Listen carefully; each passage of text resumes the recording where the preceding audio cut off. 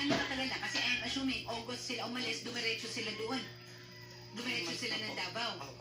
Sige, eto, makakausap natin ang station commander ng Panakan, Davao City. Sa Panakan, well, actually, station commander ng Davao City, Panakan Station ng PNP. Si Police Major Carol Abagan. Kinaklaro lang natin yung linya. Hinihintay lang natin na maka-online. Pero, ibig sabihin, na-coordinate na natin ito doon mismo sa PNP. Malaking, of course, malaking bagay na kailangan may social worker kasi ang concern natin is yung bata eh. Diba? Pero, kailangan natin ang assistance ng PNP para sa operations. Kasi, krimen eh, kidnapping, human trafficking, kung ano man, ano? Hindi po ba, detention. hindi po ba sir nag-reach out sa inyo ng bata? Or hindi po nag-message sa inyo sir? Hindi daw po ma'am. Nung last August po, hindi na siya nag-message. Yung bata? Opo, kahit po sa call, sa person number niya or what, wala na po. Si Rowena po.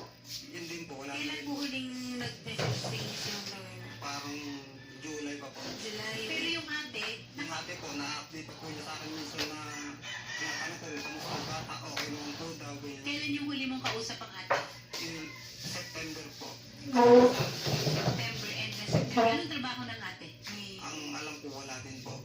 Wala din. Anong kinabubuhay nila? Paano nung nabubuhay yung bata? Nagpapadala ka ng pera? Hindi po, yung kung maasa lang po sila doon sa base nilang sa Japan, yun na po ang nagsusuporta po sa kanila ngayon ang alam ko. Kapatid niya nasa Japan? Pinsan po. Pinsan sa Japan? Masyadong, ito, masyadong kailangan mo manila yung bata. Hindi mo po, ilalagay lang natin sa proseso at sa tamang poder, dapat ang bata nasa tatay. Tama po. Okay, nag-asawa ba kayo ulit, tay? May iba kayong anak? Mas matanda kay wala rin. Okay. Linawin ko lang kasi may isang netizen po na nagsasabi dito, bakit naging kidnapping yan ama yan? At bakit daw kidnapping ang isasampang kaso? Ang linawin ko lang po, ang bata po, ang kustudiya po ng bata ay nandoon po sa kinakasama po ni Mr. Ramil. Pero po si Mr. Ramil po kasi Hindi siya ang tatay. hindi po siya ang tatay. Pagkusang tatay po ay si Mr. Salvador. Magkapatid po sila. Si Mr. Salvador po pinaalaga po kay Sir Ramil si Rose. Ngayon po yung kinakasama po ni Sir Ramil Na hindi siya kasal, ay hindi po kasal, ay hindi po talaga kamag-anak. Kaya pasok po, sinasabi po ni Ate ni Aina na kidnapping. biological father, si Salvador. Opo. Tsuhin, si Papa Ramil. Opo, pero ang tawag mo Papa. Papa. Ang nanay-nanayan Bata na dalawa yung ay si Rowena. So, Oo. wala siya, kumbaga, hindi kadugo, hindi rin by affinity, walang legal affiliation na tinatawag. Although, siyempre yung 12 na 12 years, no? Iba rin yung, siyempre, napamahal na rin. Ganyan po. Eh kung ang kailangan lang naman muna natin ay mag-usap. Ano ba ang problema? Bakit mo ginawa yan?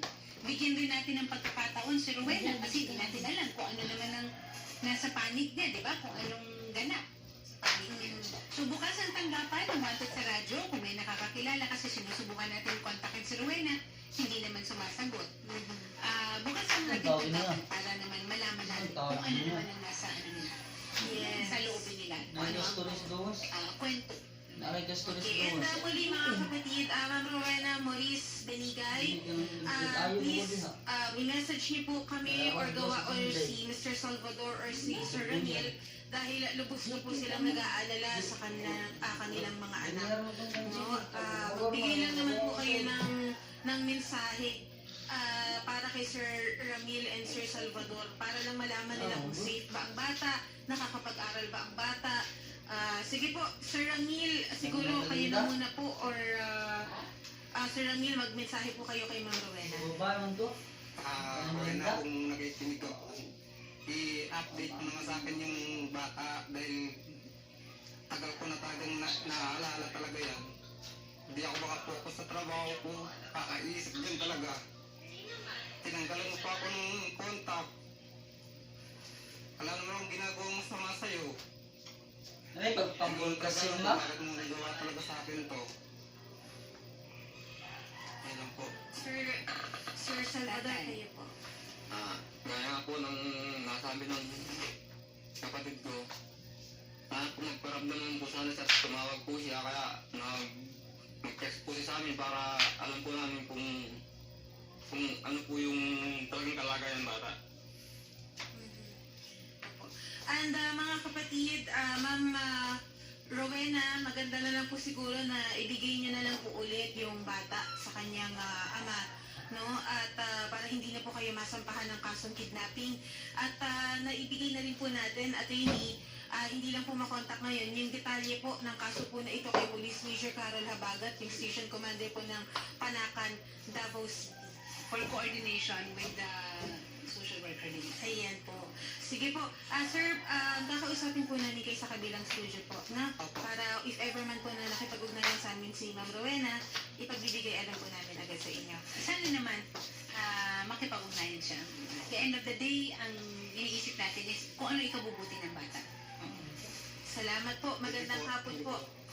Oo, tumawag lang po kayo, Ma'am Rowena, nagbigay na rin po ng mensahe sa inyo, kaya lang kinakancel niyo po ata yung tawag ni Rose, yung aming staff, no? So, maganda po makipag-ugnayan na lang po, makipagtulungan na lang din po kayo para hindi na po ito umabot po sa pagsasampa pa ng kaso laban po sa inyo. Okay, at mga kapatid, maraming salamat po. Again, Sir Jeffrey Villamor, ang CSWD po ng Panakan, Davao City. Maraming salamat po at mabuhay po kayo. Dagang salamat, Jeffrey. Sige po, ma'am. Magandang hapon po. Okay, and mga kapatid, bukas po muli at ako po si Shari Roman. Magandang hapon. Ako po si Attorney Aina Magpale. Gugmaw kakayag, mga ka-idol.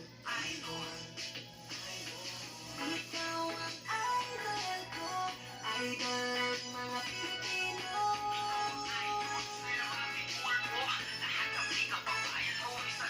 Totoo sa paghahatid ng balita, impormasyon, serbisyo. Totoo sa'yo, 92.3 Radyo 5 True FM. Dito tayo sa totoo.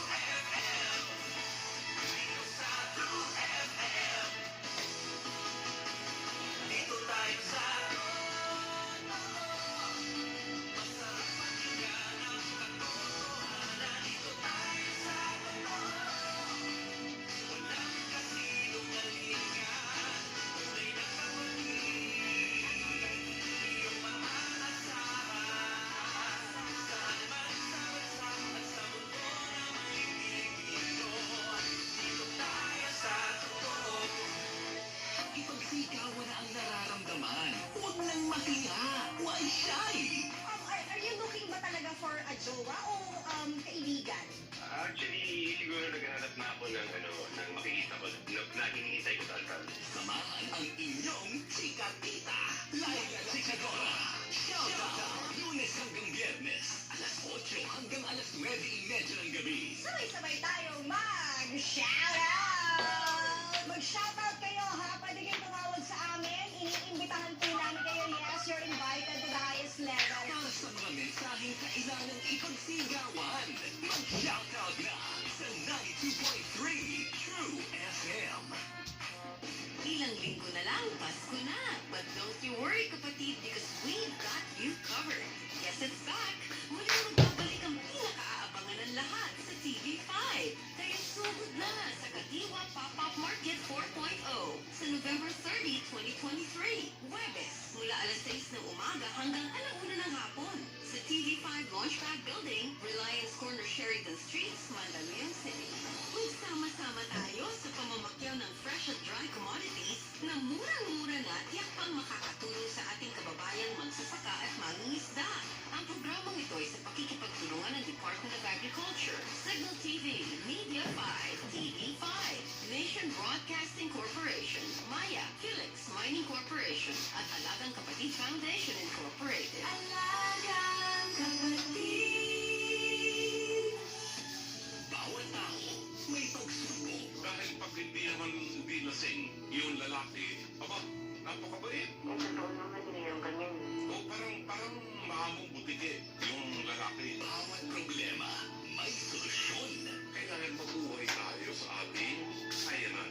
Hindi natin po pwedeng yakapin ang isang malaking puno nang hindi natin mapag-aabot ang ating dalawang kamay. Bawat mali may leksyon. Ang nagpamahal sa kanyang mga magulang nang higit sa akin ay hindi karapat-dapat sa akin. Dr. Love. Dr. Love. Sa hirap ng buhay natin, mga kapatid, naunawaan natin na may mga tao talagang nasisira sa pinag ng salapi.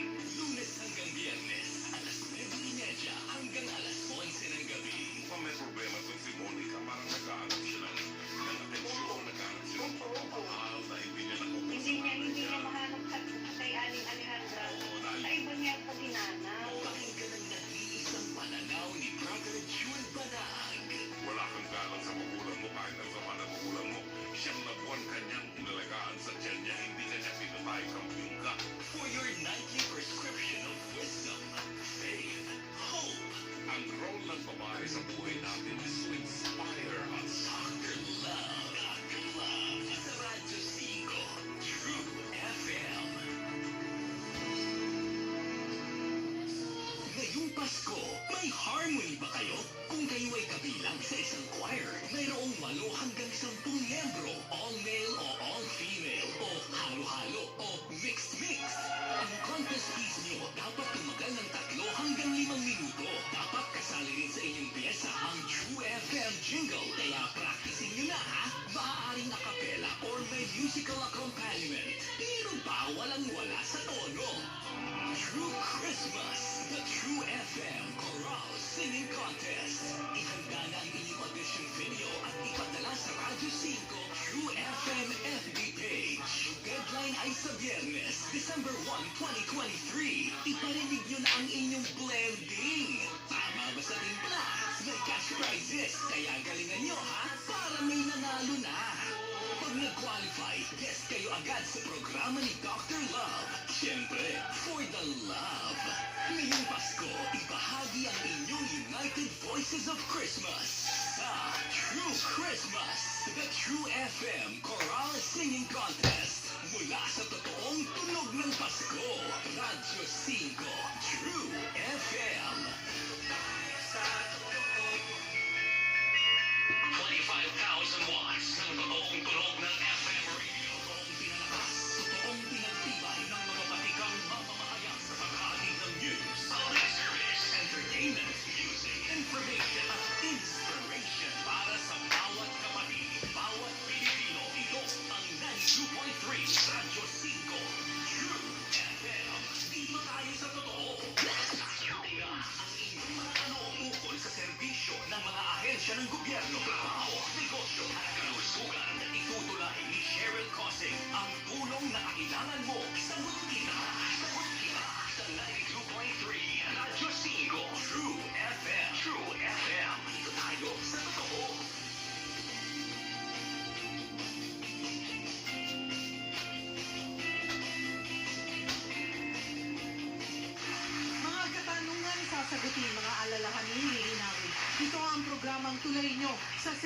publiko. Ako po ang inyong kapatid, Cheryl Cosim, sagot kita.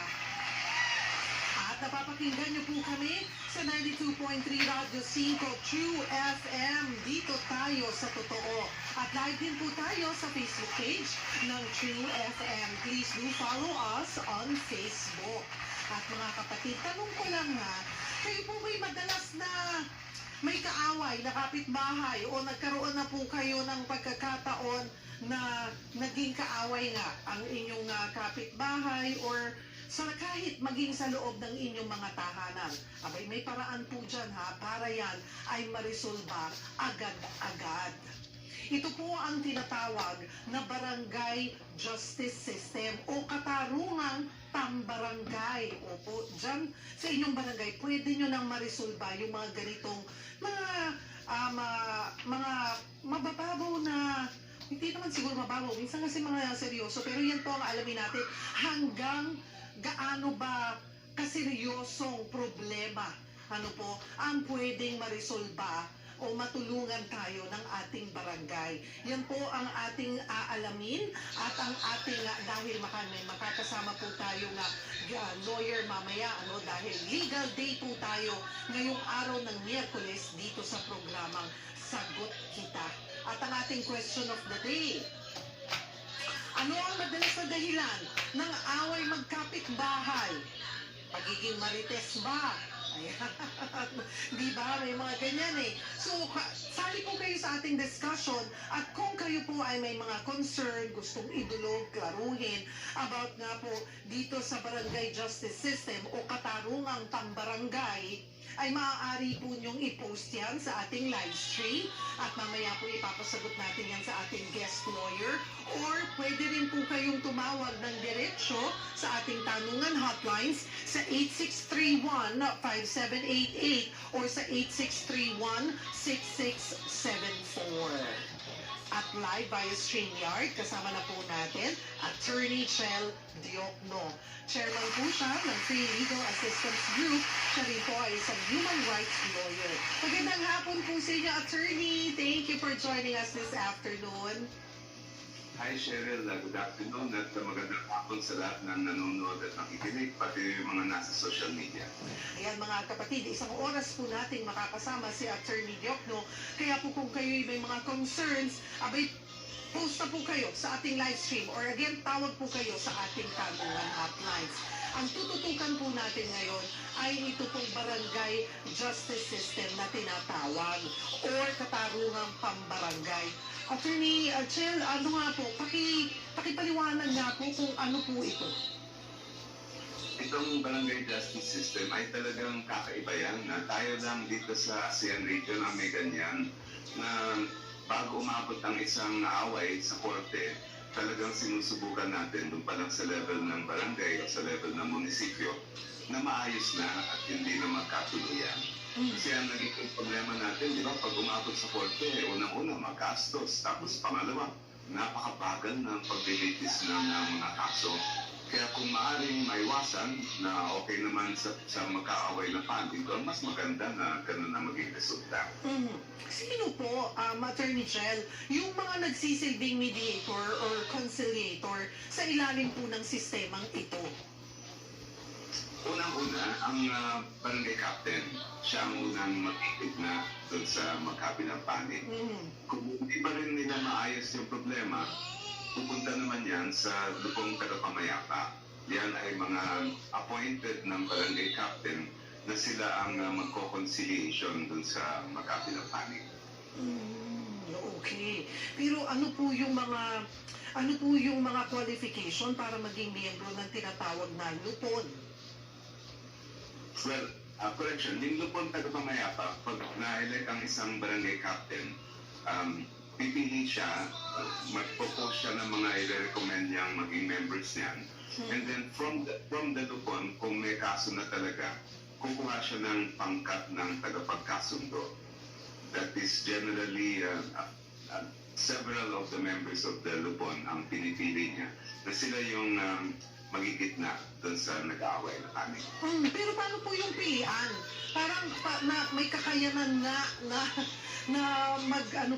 makinig or mag-decide on certain issues, or ito po sila ba ay miyembro ng mga kagawad niya, or hindi naman po kailangan na kagawad ito? Hindi naman kailangan, basta't independent sila, kilala sila at nire-respeto doon sa community. Siyempre maganda rin kung meron silang background sa pag-mediate, pero yun ay hindi naman kinakailangan ng batas. Okay. Pero, mamimili po si Barangay Captain.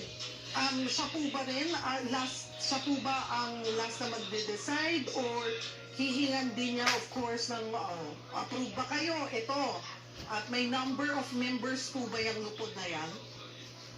Kailangan ipopost muna niya yung mga nire-recommenda niyang ma-appoint. Between 10 to 20 members ang nasa lupon. At yun ay dapat nga, may qualifications. Hindi naman pwede sa lupa o kaibigan lang niya o lado niya. Dapat yung mga may kayang gumitna at mag-ayos ng away. Tapos, pagdating po sa mga problema, ano-ano po yung mga dispute na sakop ng katanungang pambarangay? Basically, although may mga exceptions to, ang general rule, basta ang magkabilang panig ay residente ng parehong syudad o parehong munisipyo, ay pwede nang dalhin yung kaso doon sa barangay. Pero ang exceptions, bale, 4 yan eh. Kung ang kaso ay criminal case at ang penalty ay lalampas sa 1 taon o kaya multa na lalampas sa 5,000 pesos, hindi na yan kailangan dumaan sa barangay, pwede na ang diretsyo na sa court. Pero mga mas minor na offenses, yung less than 1 year imprisonment o fine of less than 5,000, yun, pasok pa rin yan sa jurisdiction ng katarungang pambarangay. Yung second exception, yung mga offense na wala naman private offended party. Halimbawa, ang daywalking o yung mga iba't ibang mga offense na wala naman nasaktan na mamamayan, kundi yung mismong estado lang. Kung ganon, hindi na dapat dumaan sa barangayan, diretso na rin sa court yung ganun klaseng kaso. Pangatlo naman, yung magkaibang munisipyo o magkaibang city, magkabilang panig. Unless, of course, mag-agree sila. Pero bihira naman yun na nangyayari na mag-agree sila. And then pang-apat, kung ang pinag-aawayan ay property, lupa o kaya house and lot, pero yun ay nasa ibang lugar, ay hindi rin yan sasakop dun sa barangay o kung yung concern na barangay. Attorney Chel, yung sinabi niyo po kanina na kung magkaiba sila ng city, pero kung magkaiba ng barangay, pero same syudad, pwede. Pasok pa rin. Yes. Pasok pa rin. Oo. Kahit magkaiba silang barangay, basta same city or municipality, pasok pa rin yun. At sabi nyo nga po yung kung paano yan, criminal case na pinag-uusapan, hindi pasok. Hindi lang po ito magkakabarangay, kasi minsan makakala nila barangay, pati yung domestic issues, pwede pong ilapit sa barangay. Sa local Yes, pero ang halimbawa yung kaso ng violence against women and children, hindi yan papasok na sa barangay. Kasi yung mga kasong ganyan, dapat hindi na susceptible yan. Kasi violence yan against women and children. So, pero kahit na sabihin natin hindi yan papasok sa barangay justice system, may iba pang, doon mismo sa batas, pwedeng humingi ng barangay protection order sa barangay captain. Pero hindi yan re-resolvahin. Hindi nila re-resolvahin, pero may magagawa ang inyong barangay pag yung problema o yun yung kasong gustong ilapit. Yes, kung kayo halimbawa ay naging biktima ng sexual abuse o yung ibang klaseng mga karahasan sa kababaihan at sa kabataan, ay pwedeng pumunta sa barangay captain, humingi ng barangay protection order. Ano po ang barangay protection order? Para na rin yung protection order na nang manggagaling sa court para maprotektahan yung biktima So let's say pwedeng ilagay doon na hindi pwedeng lumapit within a certain distance yung nasa kabilang side o yung respondent, o kaya hindi niya pwedeng puntahan sa bahay o sa trabaho, just to ensure na hindi ulit magiging biktima yung babae o yung bata. Paano po ganito? Kunwari, Attorney Shell, asawa, nag-aaway na asawa, nasaktan, ano po, itong babae. Pareho naman yung tahanan nila. Hindi walang gustong umalis. Yung pong barangay protection order can say na kung sino man ang nanakit, let's say, yung lalaki, sinaktan niya pwedeng may power po yung barangay protection order para umalis yung lalaki sa bahay. Yes, sa pagkaintindi ko ng batas, pwede yon. Kasi siyempre, ang talagang layunin ng batas ay protektahan yung biktima. Walk us through nga po the process, Attorney Shell, kung paano ang nagiging pagdinig sa sistemang ito. Pagka ang kaso ay pasok sa jurisdiction ng Katarungan Pambarangay, siyempre sasama yan sa paghain ng complaint o reklamo. Opo. Pag sa office yan ng barangay captain. Pag natanggap yan ni kapitan, magpapadala siya ng summons doon sa respondent at susubukan niya mismo na gumitna at susubukan niya na magkaroon ng amicable settlement ang magkabilang panig. Hindi naman siya maghuhusga, hindi naman ito tulad sa court na sasabihin niya kayo yung tama, kayo yung mali, kundi susubukan niyang maghanap ng common ground kung saan na maaaring magkasundo na lang. Ngayon, kung hindi pa rin sila nagkasundo, pupunta na yan sa pangkat tagapagkasundo for possible conciliation.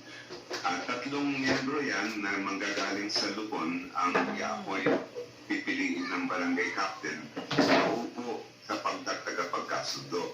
Sila rin naman, susubukan nilang kausapin yung both sides at tingnan kung may paraan pa rin na maayos na lang ang problema.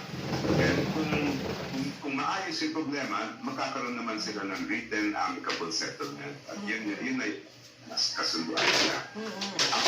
After 10 days, magiging executory na yun. Ibig sabihin, pwede nang i-enforce yung amicable settlement. Kung hindi naman magkasundo, mag-i-issue ang barangay captain ng notice to file action. Ibig sabihin, pwede nang ituloy yung kaso sa court. Ganoon po pala yun. Pero ito po walang gagastusin, kung lalapit ka sa barangay. Wala. Meron. May maliit na filing fee sa pagkaalam ko, pero talaga maliit siya. Hindi tulad sa court na libo-libo ang binabayad. Or minsan kasi depende kung ano yung mapapagkasunduan or i-implement ng barangay na cost, na fee, attorney? Yes. Kasi meron silang kakaano doon may power sila na gano'n Powerful ang barangay natin Actually, itong barangay justice, brainchild ito nila Sante Pimentel at ng panahon nila, yung naitayo natin yung local government code. At actually, it's a very good innovation. Dahil naging problema natin yung sobrang dami ng kaso sa court, minsan di na mabilis. And so far, tingin niyo po ay nag-work?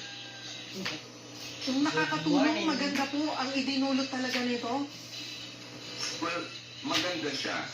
Ang nakikita ko lang na sabihin natin room for improvement ay dapat mas marami pa maging ng barangay captain at ng mga members ng lupong tagapamayapa kung paano mag-mediate, kung paano mag-ayos ng kaso. Kasi hindi madaling trabaho yan Dapat may silang skills training.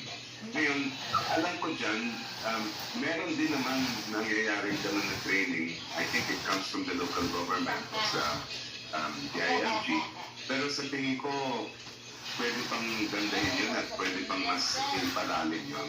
Kasi marami sa ating mga kapitang barangay ay wala naman silang background sa law, wala naman silang background sa negotiation at sa mediation at conciliation.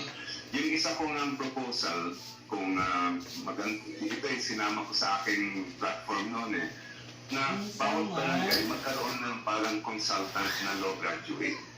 Kasi ang dami natin mga law graduate na hindi naman nakakapasa ng bar pero may degree sa law. So every year halos 7,000 ang nagbabar exam pero usually mga 1,500 lang ang pumapasa. So saan yung natitirang 5,000 plus? We have 42,000 barangays. Palagay ko, we have enough law graduates over the years to have one in every barangay para unang-una mabigyan ng advice yung barangay captain sa mga sa batas at pangalawa magkaroon din sila ng libreng konsultasyon sa mga residente. Kasi yan ang pagkukulang natin, yung walang access ang ordinaryong mamamayan sa legal knowledge. Opo. At maswerte yung mga barangay na may lawyer or sabi nyo nga po, law graduate. At sana yun ang piliin, pwedeng piliin, isa sa mga pipiliin ng barangay captain na maging bahagi ng lupon. Yes, ang exception lang dyan ay kung yung lawyers, kunyari ako ay may nakaaway, tapos kukuha ako ng patuloy kong abogado, hindi pwede umarap yung abogado ko sa barangay. Kasi para maging patas, yun lang naman ang bawal doon. Mga kapatid, simula pa lamang po ng ating discussion with Attorney Chel Diokno, baka po kayo ay may mga gustong klaruhin or may mga concern, maaari po kayong mag-post sa ating live stream or you may call our tanungan hotlines 8631-5788 or 8631-6674 para po mapasagot po natin kay Attorney Diokno yan. Huwag po kayong bibitaw. Magbabalik po ang programa, Sagot Kita.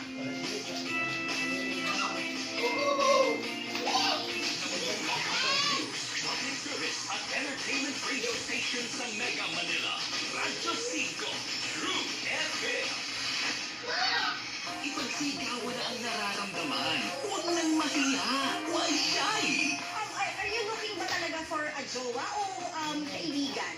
Actually, siguro naghahanap na ako ng makikita ko na hinihintay ko talaga. Samahan ang inyong chika-tita, Laila Chikagora.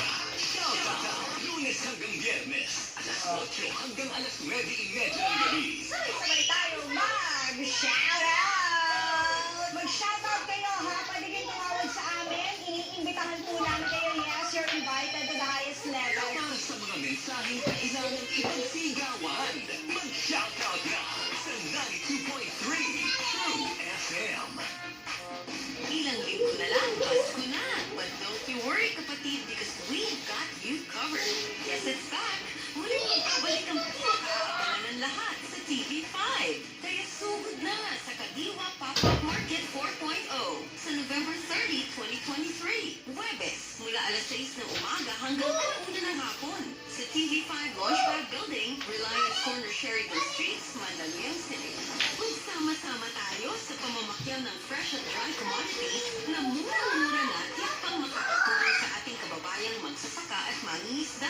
Ang programang ito ay sa pakikipagtulungan ng Department of Agriculture, Signal TV, Media 5, TV5, Nation Broadcasting Corporation, Maya, Philips Mining Corporation, at Alagang Kapatid Foundation Incorporated. Alagang Kapatid!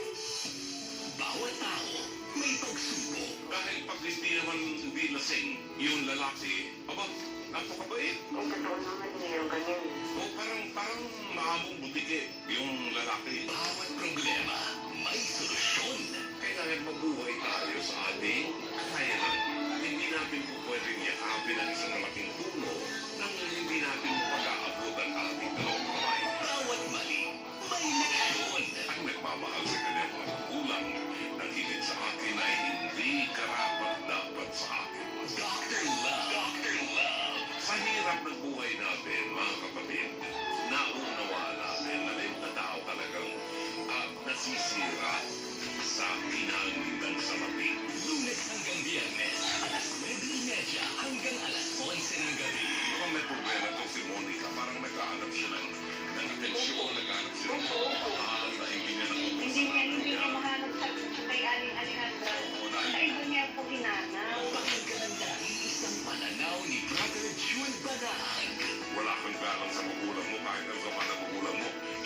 habang kanyang inalagaan sa tiyan niya, hindi kanya pinatay ang biyungka. For your nightly prescription of wisdom, faith, hope, Ang role ng babae sa buhay natin is to inspire us. Dr. Love, sa Radyo 5, True FM. Ngayong Pasko, may harmony ba kayo? Kung kayo ay kabilang sa isang choir, mayroong 8 hanggang 10 miyembro, all male o all female, o halo-halo o mixed-mix. Ang contest piece niyo dapat tumagal ng 3 hanggang 5 minuto. Dapat kasali rin sa inyong piyesa ang True FM jingle, kaya practicing nyo na ha. Maaaring a cappella or may musical accompaniment. Pero bawal wala sa tono. True Christmas, the True FM Choral Singing Contest. Ihanda na ang inyong audition video at ipadala sa Radyo 5 True FM FB page. Deadline ay sa Biyernes, December 1, 2023. Iparinig nyo na ang inyong blending. Tama ba sa timpla? May cash prizes, kaya galingan nyo ha, para may nanalo na. Pag nag-qualify, guest kayo agad sa programa ni Dr. Love. Siyempre, for the love. Ngayong Pasko, ibahagi ang inyong United Voices of Christmas sa True Christmas, the True FM Choral Singing Contest. Mula sa totoong tunog ng Pasko, Radyo 5, True FM. Tanong mo, sasagutin ni Cheryl Cosby. Sagot kita sa 92.3 Radyo 5 True FM. Tayo sa totoo. Nagbabalik po ang programang Sagot Kita. Pinag-uusapan po natin ang Barangay Justice System o Katarungan Pambarangay. At ang ating question of the day ay may mga madalas po bang, ano ba yung mga madalas na dahilan ng away sa inyong magkakapit-bahay? Or sabi nga po kanina ni Attorney Chel Diokno, ay hindi lamang naman ito pang kapitbahay na away. Yung mga domestic issues po ninyo, pero hindi pasok dyan kung bawsi ang issue, ay pwede pa rin dalhin sa barangay. Kung man bawsi ito, ay tutulong pa rin ang barangay, pero kailangan po itong dalhin ito sa may mga bawsi na desk po sa iba't ibang police station, pero they will still assist you at may kakayanan po silang mag-issue nito pong tinatawag na Barangay Protection Order. Balikan po natin ang ating discussion at inaanyayahan po namin kayong sumali. Kung kayo po may mga katanungan, maaari po kayo mag-post sa ating live stream or di kaya po ay tumawag sa ating tanungan hotline sa 8631-5788 or sa 8631-6674. And kasama pa rin po natin Attorney Chel Diokno. Attorney Chel, punta po tayo doon sa sabi nyo nga, di ba, pupunta yung isang kapitbahay or kung sino yung nagko-complain, tapos magpapadala ng summons. Paano kung hindi nagpapakita sa pagtawag o pagdinig? Ito pong isang party doon po sa kaso. Kung ang hindi dumarating yung respondent at ilang beses na siyang pinadala na notice, natanggap naman niya, I think magiging obvious na ayaw niya talaga mag-participate. Kung ganun ang sitwasyon, kahit mag-reach out na yung barangay captain at hindi pa rin na makakausap o ayaw kausapin yung barangay captain, then may sapat na dahilan ang kapitang barangay na mag-issue na ng notice to file action. Basta ang importante, notify naman siya, alam niya, pero talagang kusang loob na hindi na siya humarap. Kung representative ang mga pinapadala, pwede ba yun? Siguro kung mga kauna-unahang mga hearing at talagang hindi siya available. Pero dapat ang konsepto kasi ng barangay justice ay magkaharapan na yung nag-aawapan para kung kayang ayusin, ayusin na.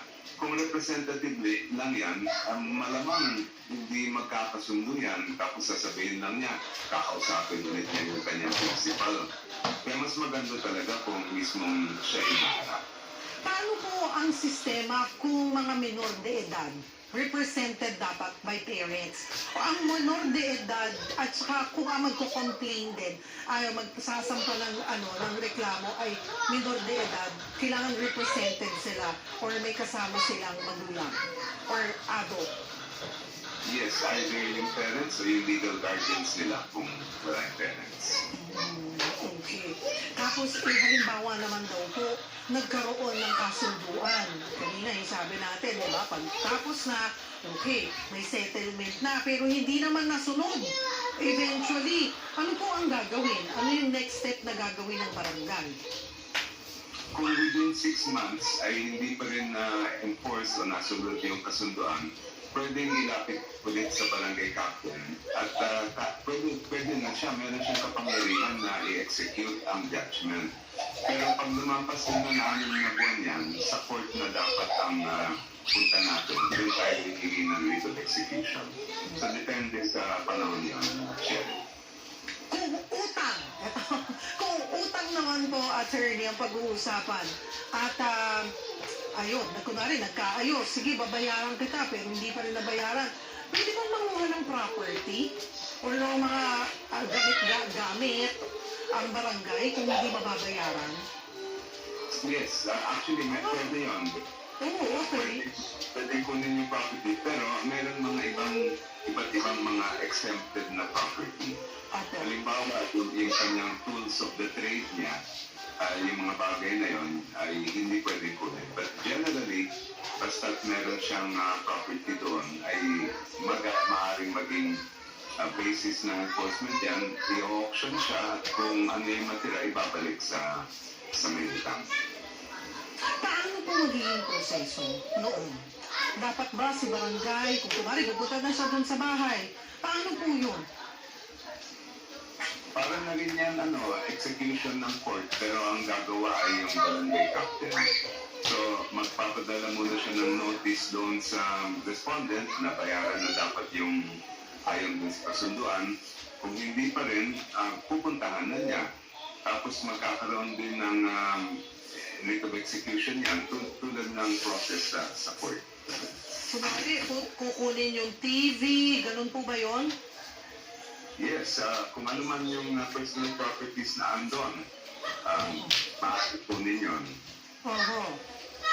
Kailangan po ba ay may kasama, sino po ang pwedeng pumasok sa bahay? Pwede ba mag-isa lang si kapitan or kailangan may dalawa represented ng barangay, representation ng barangay, maging kailangan ba kasama yung pong nagre-reklamo? Well, syempre, mas maganda kung may kasama, may witness yung barangay captain para walang pwedeng magsabi na may hindi maayos na nangyari nung na-enforce yung judgment. It's always good to have someone there who can witness and attest to what really happened. May mga forms din yan, na hindi naman basta-basta na walang papeles na pupunta yung barangay captain doon.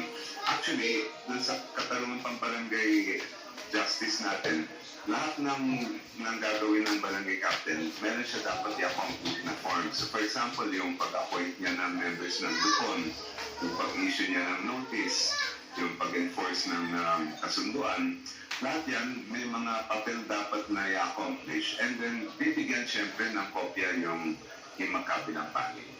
Kung doon po, kasi nandun po tayo sa utang naman tayo, no, Attorney Chel, habang pinagkakasundo, pwede bang mag-demanding isang party na, kung hindi mo pa ako bayaran, akin na muna yung yung TV mo, or ibigay mo muna sa akin yung sasakyan.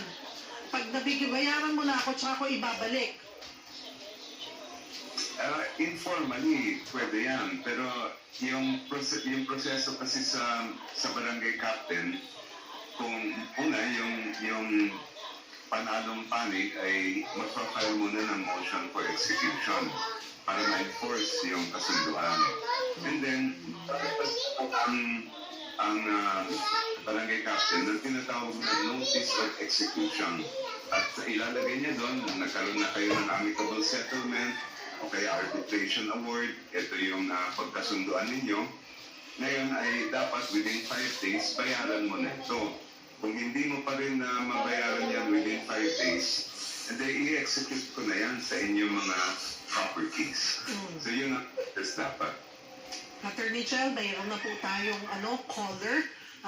Let's accommodate him. Kasama po natin sa linya ng telepono. Itago natin siya sa pangalang Mike mula sa Pasig. Hi, Mike! Hello po. Yes po ma'am. Good afternoon po. Opo, ano pong may paglilingkod namin ni Attorney Diokno? Kasi po may kukasol po sana ako sa isang property po sa probinsya po. Hindi ko na po babanggitin kung saan mismo probinsya. Opo. Opo. Pero po kasi akong kapirasong lupa sa probinsya nga po. Ngayon, ang mag-occupy po, yung barangay captain, hindi ko po alam po paano ko po remedy yung magagawin kung kailangan namin gawin kasi involved po yung mismong kapitan. Paano yun, Mike? Okay, yung lupa mo ay parang inangkin or medyo nasagasaan yung konting bahagi ng iyong property ay naangkin? Paanong klase? Nilagyan po nila ng structure. Tapos hindi ko na po makuha. Ako pa po ang hindi makapasok po sa lugar. As in yung buong property mo? Po? Buong property nyo? Title po. Oo nga, pero buong property nyo. Ang inangkin. Yung buong property po. Buong property. Kaano nakatagal yun na medyo matagal na yun for them na makapagtayo ng structure. Opo kasi po hindi po namin napupuntahan dahil medyo may kalayuan sa amin. Nagulat na lang po kami meron na. Siguro po at least 3 years na yung structure na doon. So, Attorney Chel, ano daw po ang pwede kung mismo yung barangay captain na pala nag-violate or sumakop dun sa kanilang property and it's been 3 years po? Kakaiba yung sitwasyon na yan. Kayo po ba, Mike, ay sumunod na sa kanila, sa barangay captain at nag-demand na kayo na ibalik na sa inyo yung possession ng property? Hindi pa. So wala pa kayong kahit na anong action na ginagawa? Nung time po na in-offer po sa nabili na lang, pero parang nai-ignore lang po din ako. Okay. So, ngayon, ang gusto nyo is makakuha ng advice from Attorney Diokno. Ano ba yung proseso? Ano ba yung dapat gawin? Opo kung paano po gagawin yung pinakamadali po sa part namin. Attorney Diokno. Ito ang una kong advice sa iyo. Dapat lumapit kayo agad sa abogado. Kasi yung ganyan na bagay, lalo na yung nasa kabilang side ay mismo yung barangay captain. At tingin ko, dapat meron kayong may guidance kayo ng lawyer. Yung, ano ba yung mga pwedeng gawin dyan? Well, of course, pwede niyang subukan yung katarungan pambarangay. Kaya lang, dahil nga medyo unique ang inyong sitwasyon, wala sa contemplation ng barangay justice yung mismong barangay captain, yung respondent. Pwede rin yan ilapit sa DILG kasi ang may supervision over mga local government ay ang DILG. Opo, maliban doon, pwede rin ninyong ilapit yan sa court. Pero kaya ko pinapayong na meron kayong lawyer kasi pag-aaralan ng abogado yan kung kailangan pa ba ng certification to file action galing sa barangay. Kasi ang problema dyan, baka naman uupuan ng barangay captain yon. Tapos pag walang certification, pag nagsampa kayo sa court, sasabihin niya, hindi pwede yan dahil wala nang required na certification. So dapat pag-aralan na maigi ng abogado ninyo yan.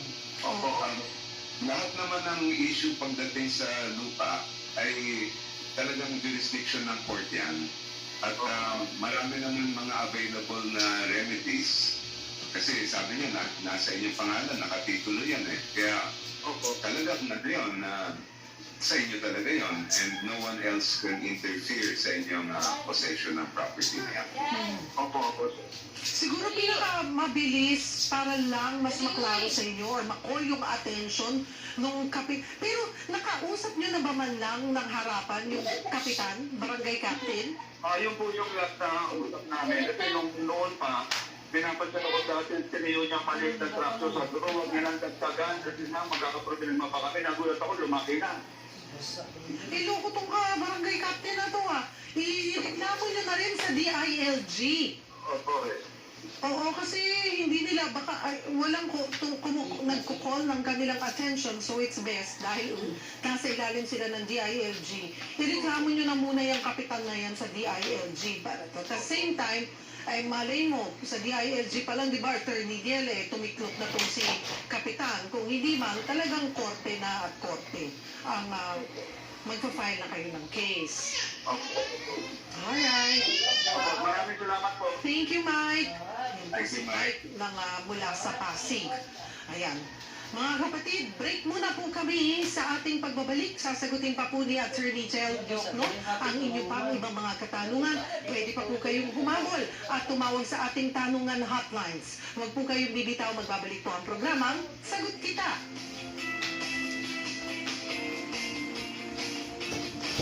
Pinarangalan ng Pina bilang radio station of the year. Radyo 5, True FM. Tayo sa totoo. Good morning mga kapatid! Mapapanood na ang Bangon Morning with Bonnie sa 1PH. Kung mainit ang kape, mas mainit ang balita. Narito na ang mga pampasisig na balita. Mas mainit ang... Mayroong King's Vita Plus Animal Feed Supplement. Ang nangunang feed supplement lagi pili sa kadaghanan sa mga nagabuhi o baboy. Tungod ang King's Vita Plus Animal Feed Supplement ang pinakakumpleto nga feed supplement nga puno sa vitamins o minerals o nag-inusaran giaprobahan sa Bureau of Animal Industry. Ginagarantiya nga kutob sa nakagamit sa King's Vita Plus Animal Feed Supplement nakaangkon sa resulta sa hinsog, mugan ug maayong klase sa karne o layo sa sakit. Simple lang gamiton. I-mix ang usa ka kutsara sa 3 ka kilo nga feeds o usa ka galon nga tubig ug ihatag kini adlaw-adlaw ang King's Vita Plus Animal Feed Supplement mapalit sa Luzon, Visayas ug Mindanao. King's Vita Plus Animal Feed Supplement. Ako si Ria Banil, matagal Mapinay Negros Oriental. Manong King's Vita Plus Animal Feed Supplement akong gamit para sa akong mga baboy. Una, kini ang adunay pinakakumpleto nga feed supplement nga nakita nako sa merkado karon. Sa 5 ko katuig nga pag-alima gamit ang King's Vita Plus, nakita gyud nako ang bugat, insog ug paspas nga pagdako sa akong mga baboy. Sa akong nasayran nga maora ni ang feed supplement nga aprobado sa bae o wala gid ko'y nakitaan nga negatibong komento bahin na ning produkto ha. King's Vita Plus Animal Feed Supplement. Mapalit sa tanang agri-pet stores sa inyong lugar. Ako si Lorena Espinosa Banaay, 45 anyos, sa registered midwife. Nagapuyo sa Ligo City, Davao del Sur. Sa aking trabaho, isang ka midwife, pilit yun malikayan nga babiong yun ko kakapoy tungod sa ka-stress. Ilimang na ako ang Ruby Cream, maayo na kaayo ako ang tulong ng Lansing na yun kaayo ako ang panglawas. Salamat sa Ruby Cream 500. Radio is life. Lunes hanggang Biyernes, alas 6 hanggang alas 10 ng umaga. Panood sa Radyo 5, True FM. Dito tayo sa totoo. Simulcast sa 1PH, Signal Channel 1 sa YouTube channel ng News 5 everywhere at Radyo 5 FPH. Mapapanood din mula alas 6 hanggang alas 7 ng umaga sa TV5. Feel na feel po namin ang inyong totoong pagmamahal at suporta. Sa pinakabagong Nielsen Survey itong October 2023, ang Radyo 5 True FM ang inyong nangungunang news, public service at entertainment radio station. Pinatunayan niyo po na ang Radyo 5 True FM ang inyong pinakapinagkakatiwalaan sa paghahatid ng balita, impormasyon at public service. Nakakataba po ng puso na kami ang Pilipinong makasama mula umaga hanggang gabi. Maagang pamasko po ito. Kaya mula sa aming lahat sa Radyo 5 True FM, maraming salamat, kapatid. Tayo sa totoo.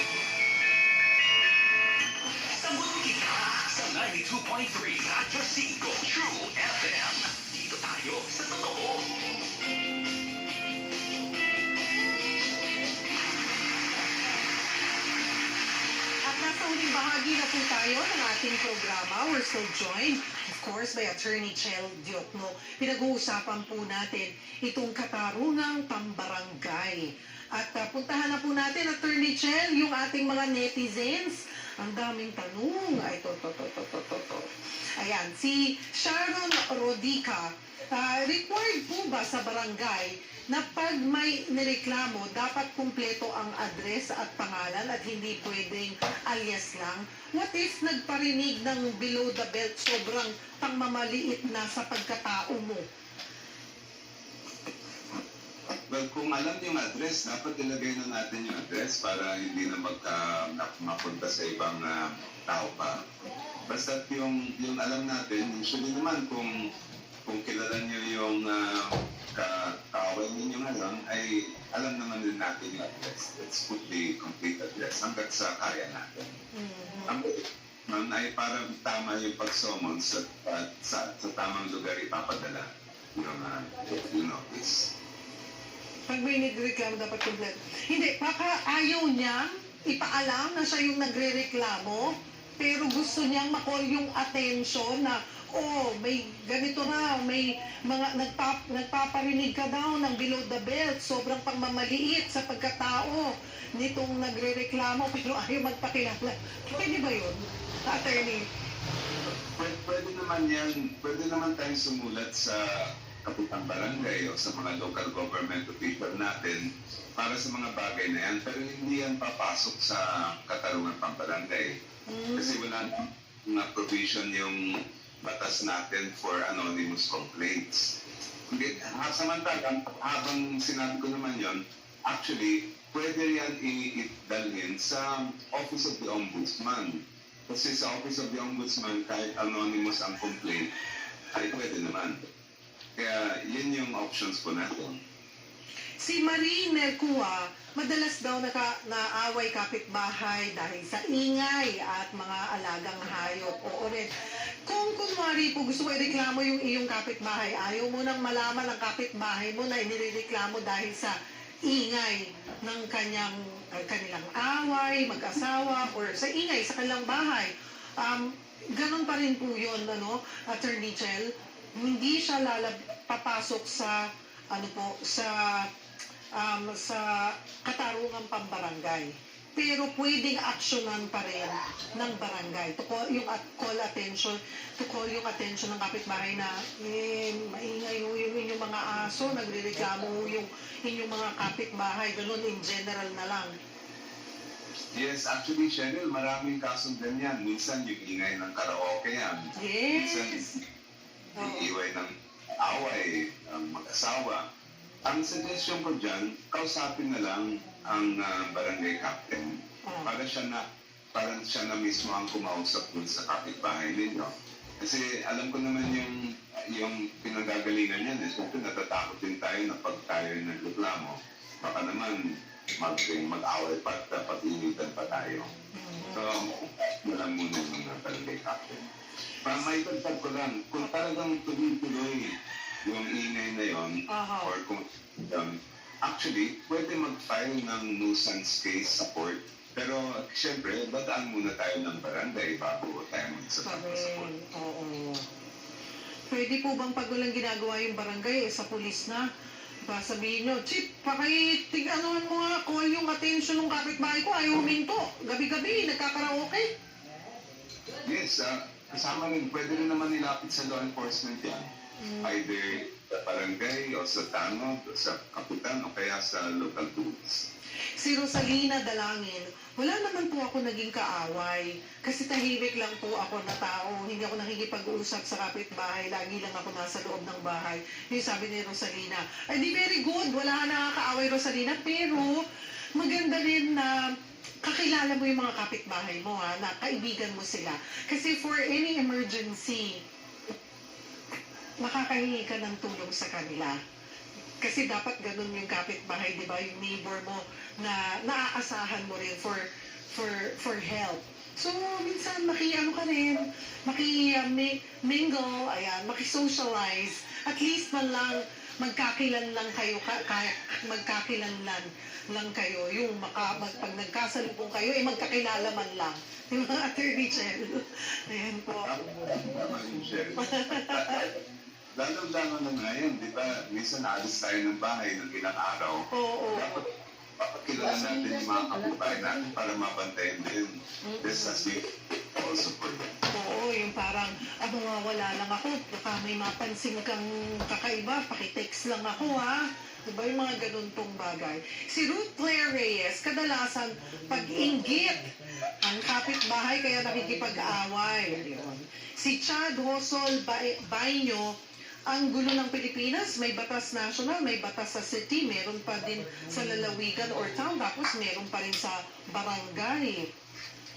Well, maganda yung maganda po yung objective kung bakit tayo bakit ginawa itong katarungang pambarangay.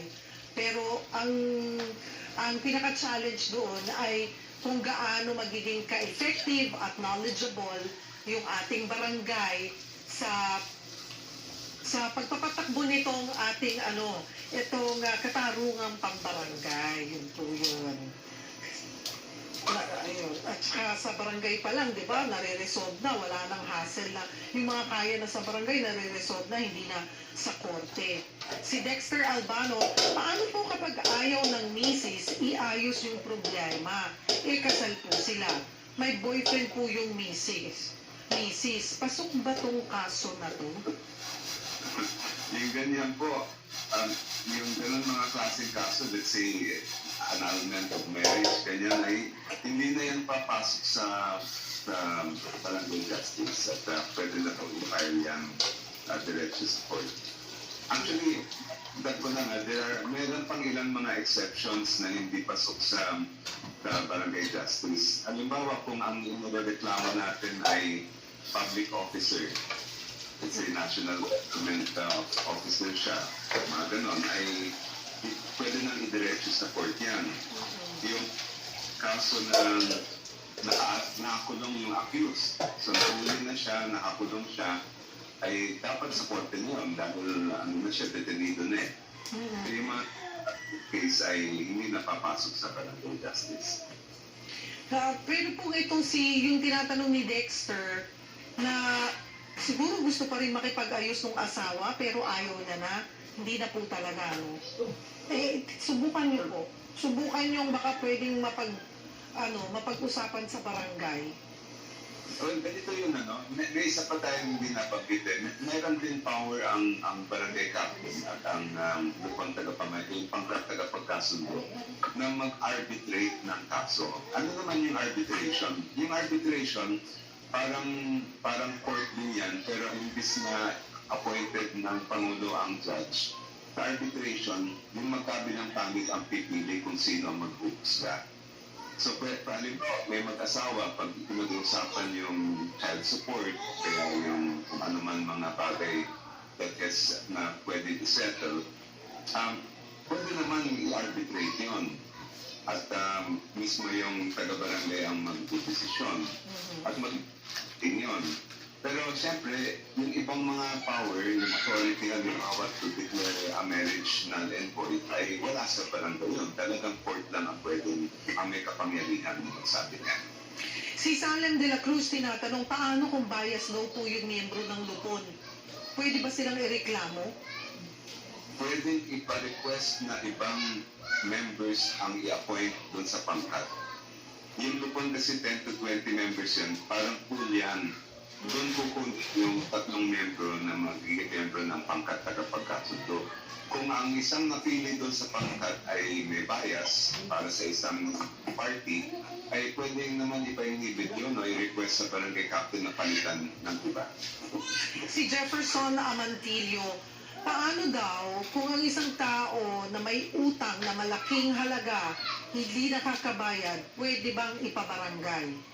May limit ba yung utang pag pinag-usapan sa barangay, attorney? Wala naman, basta sila ay magkaparehong munisipyo o syudad. So kahit hindi sila parehong barangay pero within the same municipality or within the same city, dapat idadaan sa barangay muna yan. Kung hindi sila nagkasundo sa barangay o kaya nagkasundo pero hindi naman nagbayad, pwede nang idalhin yung direction, pwede nang idalhin sa court yan.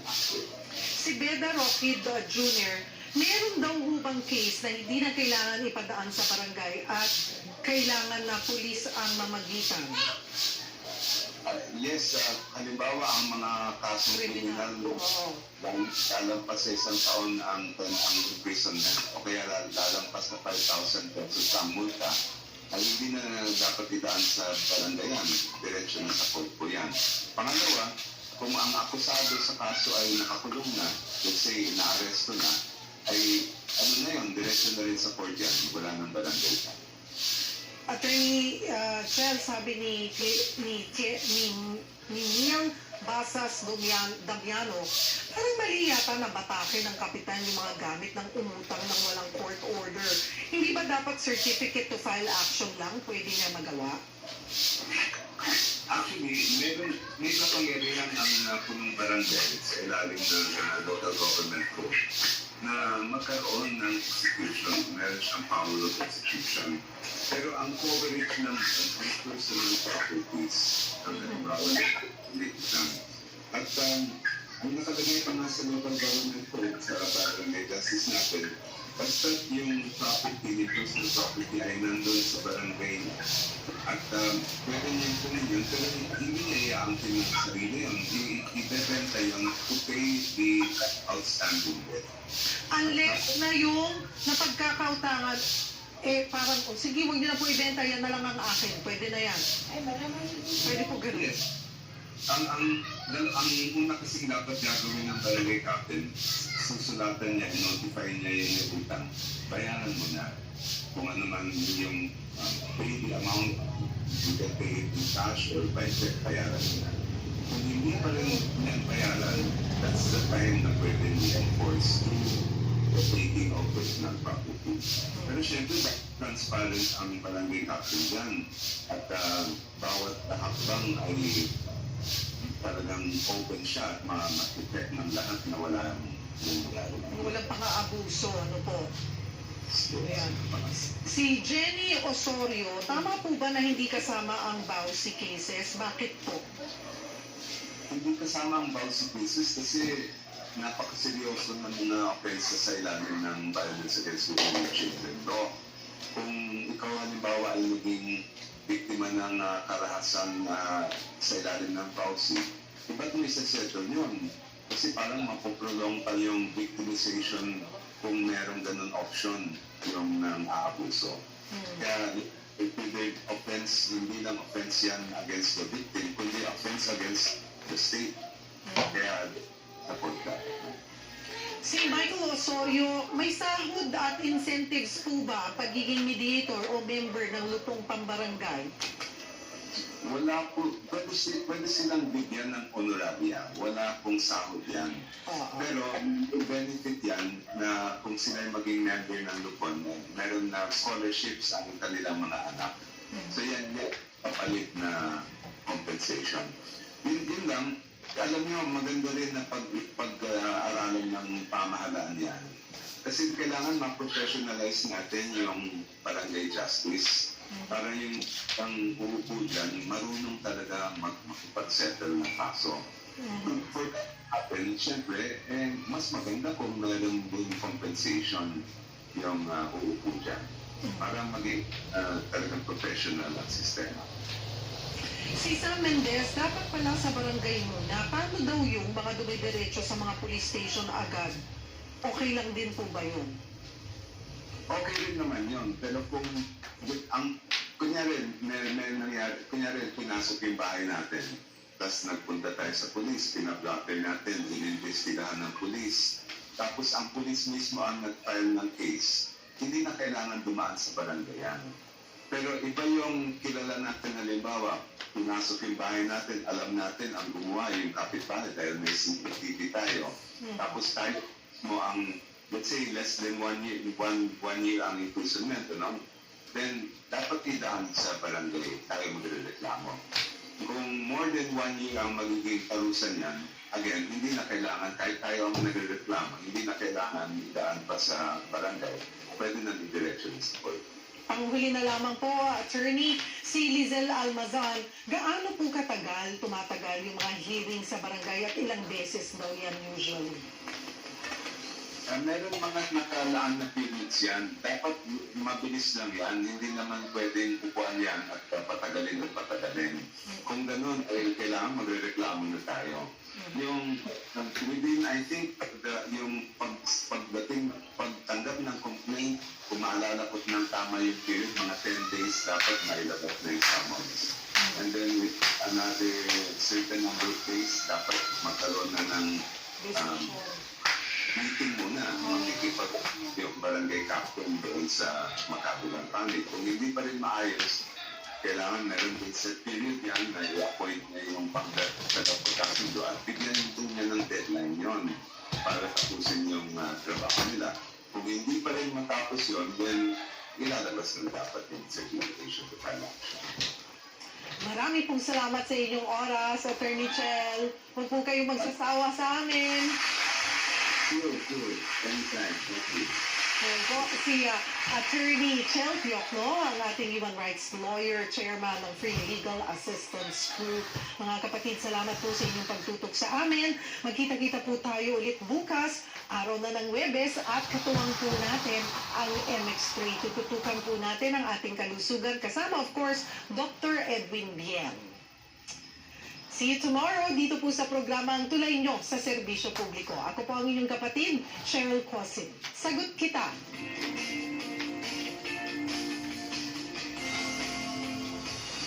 True na ito! Pagdating sa news, information, public service at entertainment sa iisang station. Dito na pala talaga kayo, Radyo 5, True FM.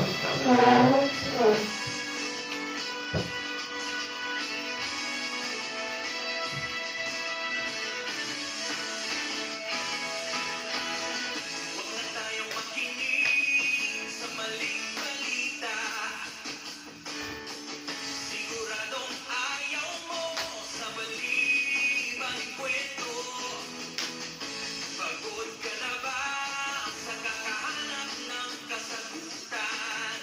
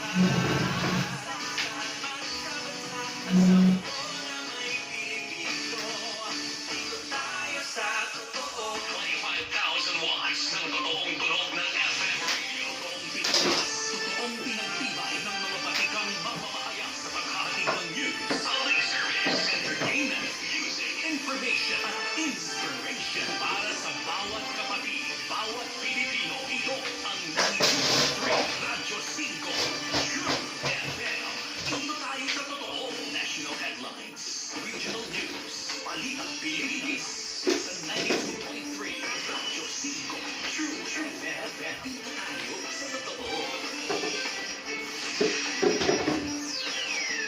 Magandang hapon. Ngayon ay araw ng Miyerkules, November 29, 2023. Ito ang Balita Pilipinas sa 92.3 Radio 5 True FM. Ako po, si Julie Baiza. National headline.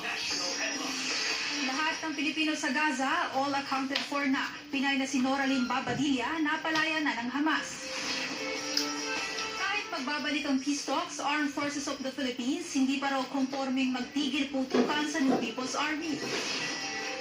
Kumpanyang Smartmatic, disqualified na sa lahat ng proyekto ng Commission on Elections o COMELEC. Pumanong na elepante sa Manila Zoo na si Mali na diskubring may cancer. Environmental groups, iginigiit na kaya pa sana ni Mali na mabuhay ng 40 taon pa kung pinalaya lang sa wild. Sa sports, Pampanga Giant Lanterns, wagi kontra Bacoor Strikers sa Game 2 Finals ng MPBL. At sa showbiz, Michelle Marquez D, itinanggi ang kumalat na chismis na siya na ang susunod na National Director ng Miss Universe Philippines. Ang oras, 5:05 ng hapon. Tapo tayo sa detalye ng ating mga balita. Bago pa man matapos ang tigil putukan sa pagitan ng Israel at Hamas, mapalad na napasama sa mga pinalayang bihag ang nawawalang Pinay na si Noraline Babadilla. Dahil dyan, wala nang Pinoy ang naiipit sa gyera ng dalawang bansa. Para sa detalye, narito si Mon Gualvez. Sa ikalimang araw ng tigil putukan, 30 Palestinian na bihag ang pinalaya ng Israel habang 14 naman ang pinalaya ng grupong Hamas. Ang good news, kasama na rin ang Pinay na si Noraline Babadilla, ang ikalawang Pinoy na pinalaya. Ganoon na lamang doon tuwa ng pamangkin niya si Karina nang mapanood ng eksena sa telebisyon sa Israel. Kung may focus siya sa TV, talagang ako po ay tuwan-tuwa at sure na talagang siya ay makakalabas na. Kwento ni Karina sa programang Bangon Bayan with Mon, pansin niya sa mga kuha sa TV na pumayat ang kanyang tiyahin at malungkot ang itsura. Pero mahalaga, ligtas na siya.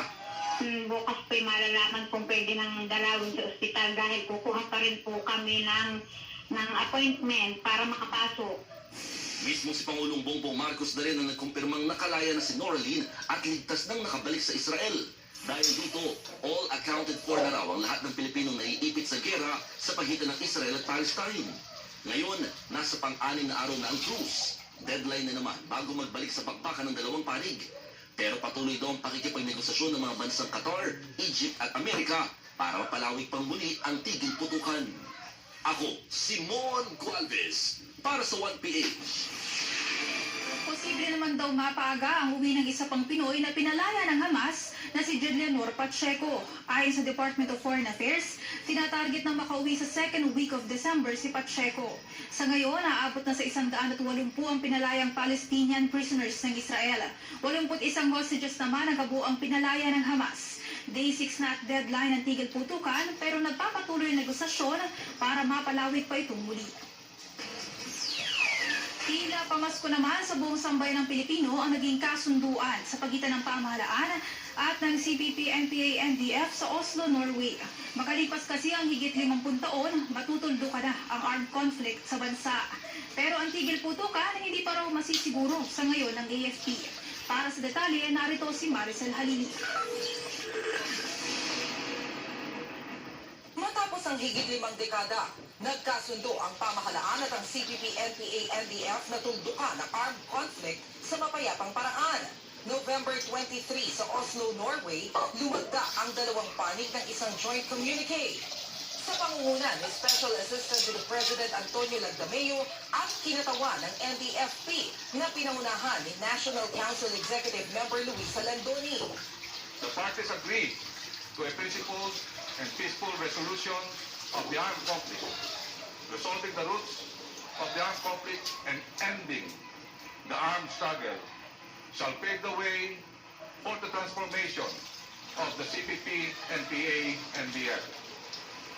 The parties acknowledge the deep-rooted socio-economic and political grievances and agree to come up with a framework that sets as a priority for the peace negotiation with the aim of achieving the relevant socio-economic and political reforms towards a just and lasting peace. Paglilinaw naman ni Secretary Carlito Galvez, hindi pa mararamdaman agad ang epekto ng kasunduan, lalo't wala pa namang final agreement. Pero magandang development daw ito, lalo na para sa mga lokal na pamahalaan. Napakatindi na epekto nito. Because this is already grassroots. Ramdam ng local government units, especially those affected by insurgency. What is important will be this transition period na kung saan, of course, it's sabi nga ng ating mahal na Pangulo, it's a political government approach. Kaya nandito kami na lahat ngayon. Diyan na after, key peace and order is always a key ingredient in every economic development. So diyan na papasok lahat, tutulungan lahat ang atensyon to Francisco. Of course, andyan sa grassroots ng local government units. Ang tanong, ituturing pa rin ba silang mga terorista ngayong bayad na silang maayos ang gusot sa gobyerno? Will be part of the discussion. So they are undergoing the discussion right now with our negotiating team, and I cannot preempt the discussion that being undertaken right now. Sabi naman ni Defense Secretary Gilbert Chodoro, ipapaubaya na nila sa local peace and unit commanders ang desisyon kung magpapatupad ng tigil putukan sa NPA ngayong Pasko gaya ng mga nauna ng tradisyon. Pero sabi ng AFP, wala munang magiging pagbabago sa trato nila sa NPA hanggang hinihintay pa ang final agreement.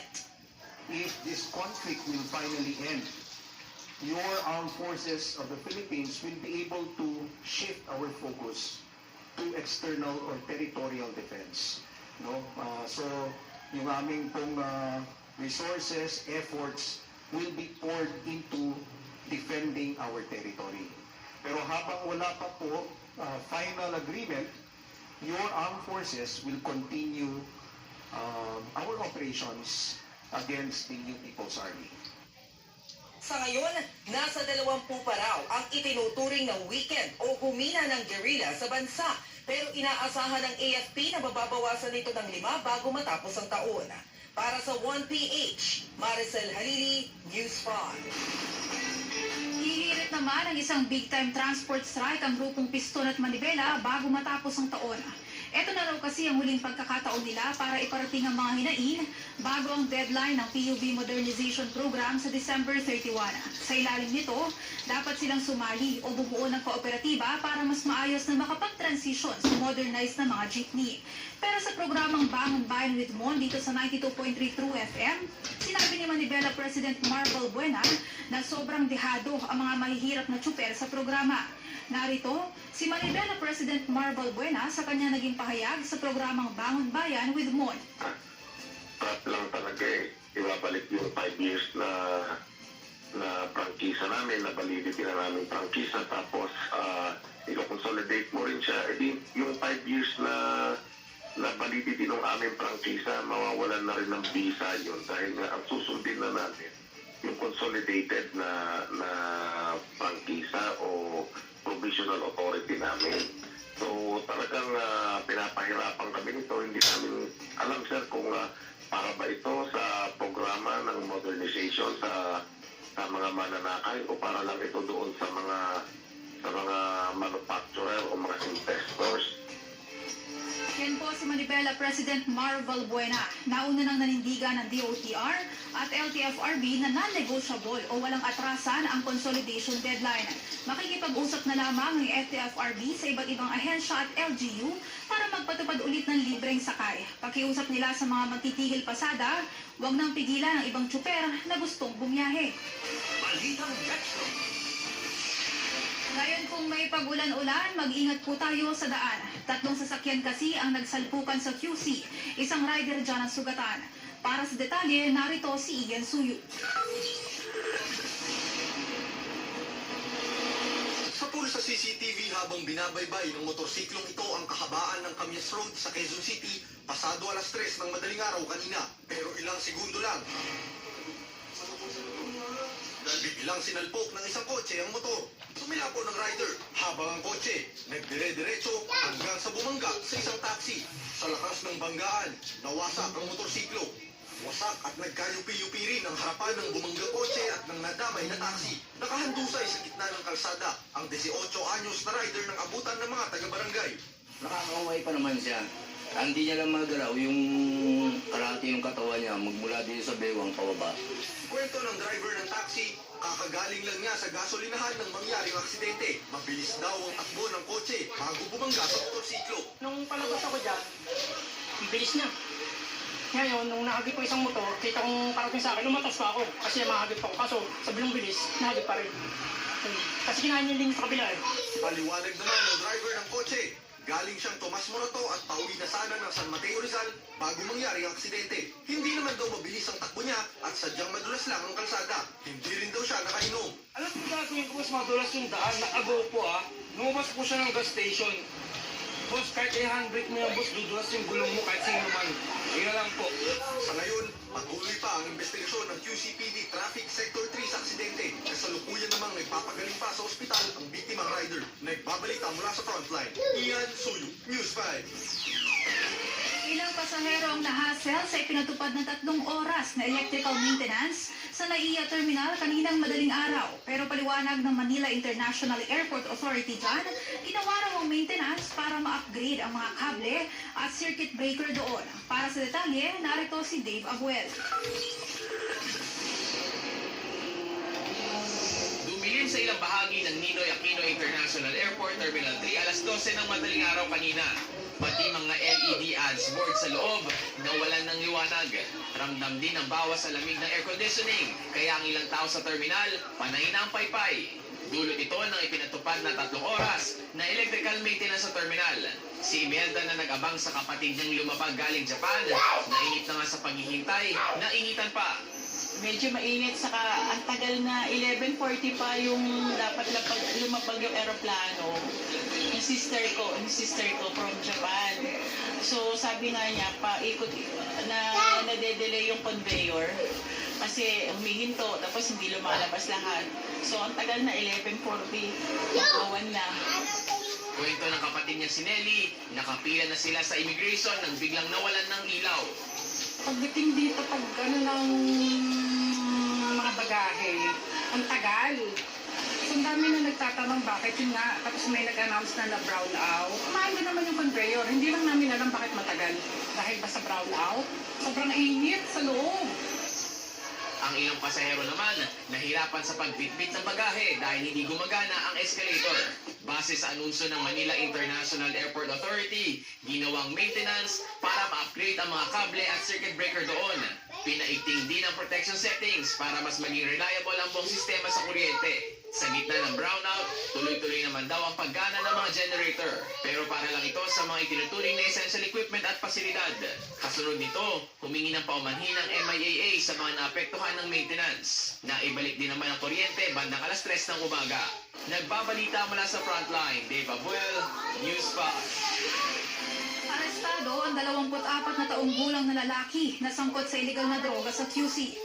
Ang suspect, top 5 most wanted pala ng Holy Spirit PNP. Para sa detalye, narito muli si Ian Suyu.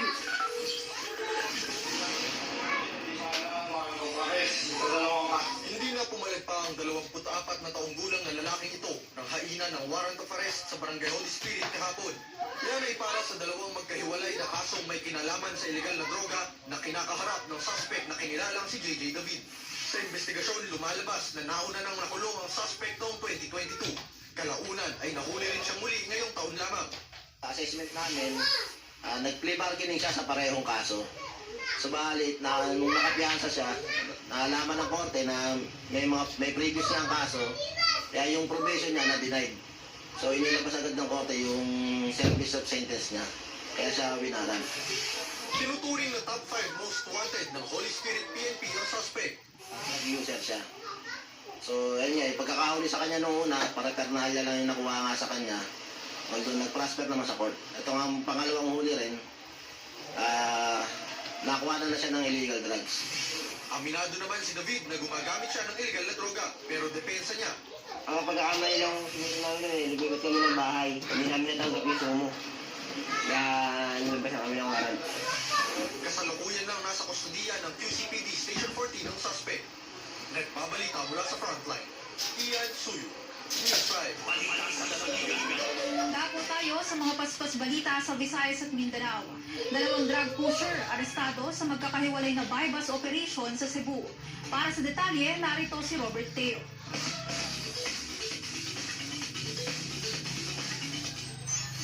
Himas rehas sa 2 tulak ng iligal na droga matapos mahuli sa magkahiwalay na operasyon sa Cebu City nitong Lunes.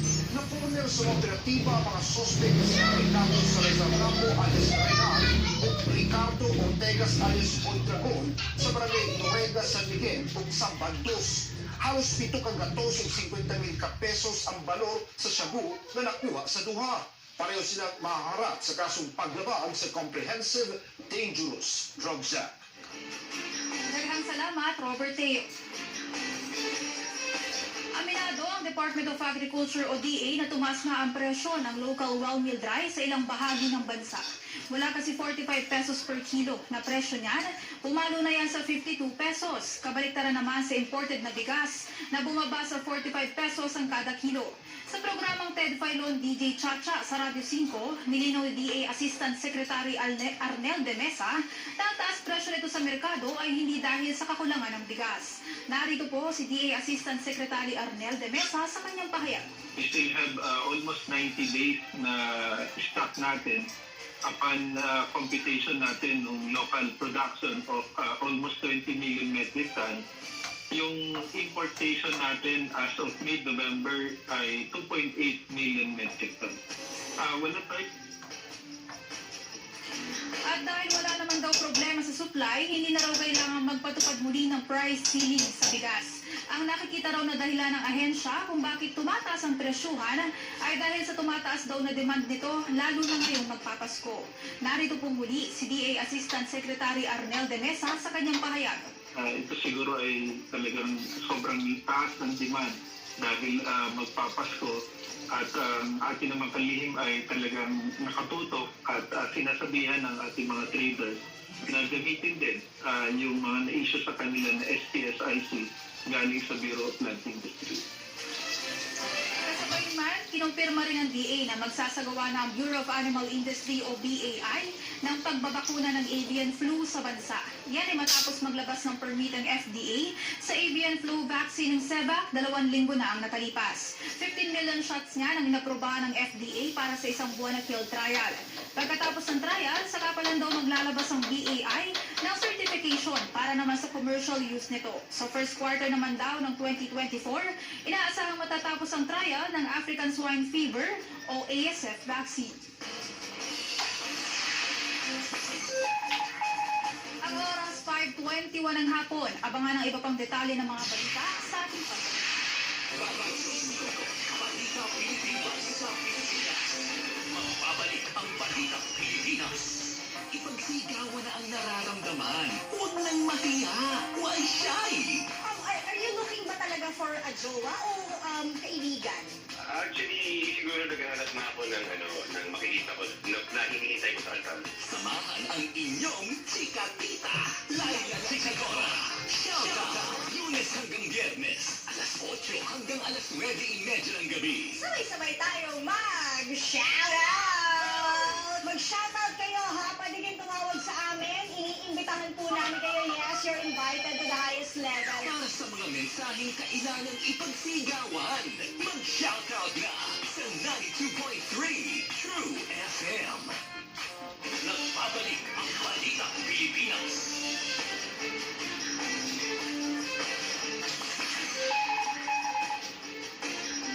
Sa oras na 5:22, dako tayo sa detalye ng iba pang mga balita. Inanunsyo ng COMELEC na disqualified na ang Smartmatic sa pag-participate sa anumang procurement ng ahensya. Isa raw sa naging susi sa disqualification ang petisyon ng grupo ni dating DICT Secretary Eliseo Rio. Matatanda ang nareklamo ang Smartmatic dahil sa ilang kahina-hinalang naobserbahan ng IT experts sa 2022 presidential elections. Kabilang dyan yung iisa lamang ang IP address ng lahat ng transmission ng election results sa COMELEC. Sabi naman ng Smartmatic, inaabangan pa nila ang kopya ng desisyon, saka sila magbibigay ng sagot sa issue. Ipinamahagi na kanina ang higit 541.44 million pesos na People's Survival Fund o PSF sa 6 na local government units para sa pagpapatupad ng climate change adaptation programs. Nangyari ang turnover nito sa Malacanang kaninang umaga. Sa kanyang talumpati, sinabi ni Pangulong Bongbong Marcos na ang 539.44 million pesos dito ay inaprubahan para sa 5 climate change adaptation projects habang ang 2 milyong piso ay para sa Project Development Grants o PDG. Kabilang sa mga nakatanggap ng PSF ang Mountain Province para sa kanilang Climate Field School for Farmers na nagkakahalaga ng 271.15 million pesos. At ang Maramag Bukidnon para sa paglalagay ng drainage at early warning system device na nagkakahalaga naman ng 126.40 million pesos. Kasama rin sa mga nakakuha ng PSF ang Borongan City sa Eastern Samar para sa installation ng embankment infrastructure at reforestation for flood control project na nagkakahalaga ng 117.96 million pesos. Kabagan Isabela para naman sa solar-powered irrigation systems na nagkakahalaga ng 21.28 million pesos. At ang Katanawan Quezon para sa mangrove rehabilitation project na nagkakahalaga ng 2.64 million pesos. Bukod dito, inoprubahan din ng PSF Board ang isang PDG na nagkakahalaga ng 2 million pesos. Naganap ang nasabing turnover isang araw bago lumipad si Pangulong Bongbong Marcos patungong Dubai para dumalo naman sa 28th Conference of the Parties to the United Nations Framework Convention on Climate Change o COP28. Kinumpirma ng Philippine National Police na tukoy na nila ang 2 gunman, pati na ang ilang mastermind na nasa likod ng karumal-dumal na pamamaril sa mag-live-in partner sa isang bus sa Nueva Ecija. Ayon sa tagapagsalita ng PNP na si Colonel Jean Fajardo, inihahanda na ng Nueva Ecija Provincial Police Office ang paghahain ng reklamo laban sa mga itinuturong nagpapatay sa 2 biktima. Tumanggi muna ang PNP na pangalanan ng mga gunman at sinasabing ilang mastermind, pero tiwala ang PNP na malakas ang kaso laban sa mga ito. Lingering illness o iniindang karamdaman. Yan naman daw ang ikinamatay ni dating PNP Chief at Health Undersecretary Retired General Camilo Cascolan ayon sa PNP. Ayon kay PNP spokesperson Colonel Jean Fajardo, ito ang nakasaad sa kanyang death certificate na ipinroseso sa tulong ng PNP Medical Legal Officer na siya ring nakapirma rito. Bagay na kinwestiyon ng mga kapatid ni Cascolan. Hindi naman daw kasi taga-PNP ang nagsisilbing attending physician ng dating hepe ng pambansang pulisya. Paliwanag naman ng PNP, nagkasundo ang doktor ni Cascolan at ang medical legal officer sa findings na inilagay sa death certificate. Aminado naman ng PNP na hindi pa rin nila makumpirma kung buhay pa ang nawawala pa rin beauty queen na si Catherine Camilon. Marami na daw kasi silang nakalap na impormasyon tungkol sa pagkawala ni Camilon.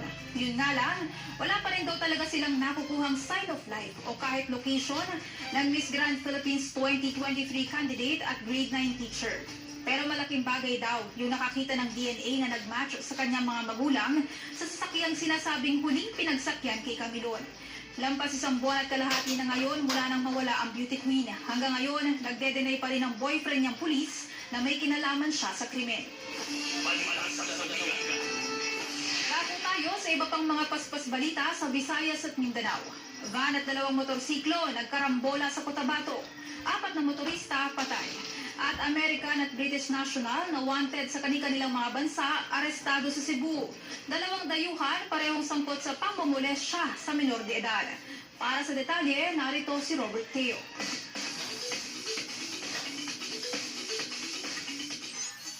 Ano pa ubang paspas na balita sa Visayas ug Mindanao? Patay ang 4 na motorista matapos masangkot sa karambola ng isang van at 2 motorsiklo sa Kabakan, Cotabato. Sa inisyal na investigasyon, migawas na nawad-an og kontrol ang van na gidrive ni Marcelino Zacaria samtang miagi sa highway. Hinungdan nga misarasay sa sakyanan hantod na mibangga kini sa kasugat ng 2 ka motorsiklo sa barangay Kayaga. Diano na spot ang 2 rider at 2 pa nilang angkas sa tindi ng impact. Nabisto namang lasing ang driver ng van nang mangyari ang insidente. Kalaboso naman ng mga tauhan ng Bureau of Immigration sa Cebu ang isang American at British national na parang wanted sa kanilang mga bansa dahil sa pangmomolestya sa ilang minor de edad. Naaresto ang mga suspect na sina John Thomas Minor, usa ka Amerikano, o Brito na si Derek Gordon Heggie sa magkalain nga operasyon nitong Lunes. Wanted si Minor sa Washington tungkol sa paglugos sa usa ka bata, habang convicted naman sa kasong sexual assault si Heggie at may nakabigdig ding iba pang kaso dahil sa panghalay at pang-aabuso sa iba pang minor de edad. Umugkat itong mga paspas na balita sa Visayas, Mindanao. Ako si Robert Taylor. Kasunod ng pagkamatay ng Manila Zoo elephant na si Vishwa Mali o mas kilala bilang si Mali, nabunyag ang mga sakit na naging dahilan ng kanyang pagkasawi. Sa press conference ng Manila LGU, kinumpirma nila na may cancer si Mali gawa ng katandaan. Nakita rin daw na inflamed umaga at balot ng taba ang kidney ni Mali, gayon din ang kanyang aorta o ugat sa puso na nagdulot ng congestive heart failure. Nilinaw rin ng Manila LGU na 43 anyos pa lamang pala ang resident elephant ng Manila Zoo. Kahapon, inanunsyo ni Manila Mayor Hani Lacuna ang pagpanaw ni Mali.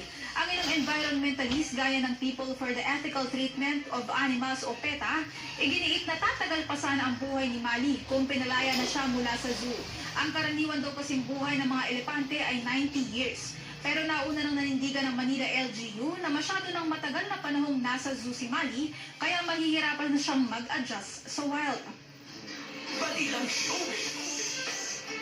Matapos ang kampanya niya sa Miss Universe 2023, isa sa mga binisita ng ating pambato na si Michelle Marquez D ay ang kapatid network TV5.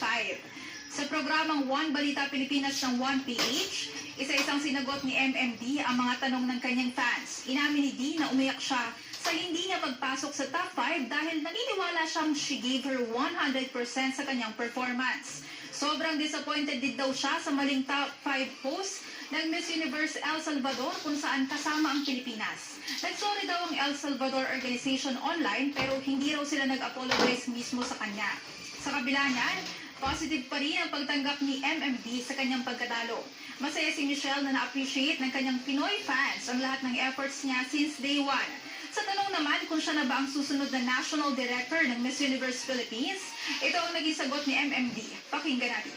Actually, maraming chika na kumakalat around the Philippines. I mean, it's a product na a lot of people are very invested in this universe. Also sa mga nangyari sa Philippines kasi maganda talaga yung laban na pinakita natin. So I'm just going to debunk it. I am not the new National Director of Miss Universe Philippines. That is a very exciting announcement that will be made, I think, in a few days. Kaya abangan niyo po talaga. Isang malaking karangalan po yung announcement na yun. Not right now. No. You're not ready. I mean, of course, I feel like Miss Universe Philippines is being run by such amazing people. Kaya right now, I just want to enjoy the opportunities that are given to me at the moment. We'll cross that bridge whenever we get there. Pagkatapos po ng Balita Pilipinas, abangan niyo po ang magiging panayam kay Michelle Marquez D live sa programa Sa Totoo Lang. At yan po ang kabuuan ng balita ngayong araw ng Miyerkules, November 29, 2023. Ako po, si Julie Baiza. Magandang hapon, Pilipinas.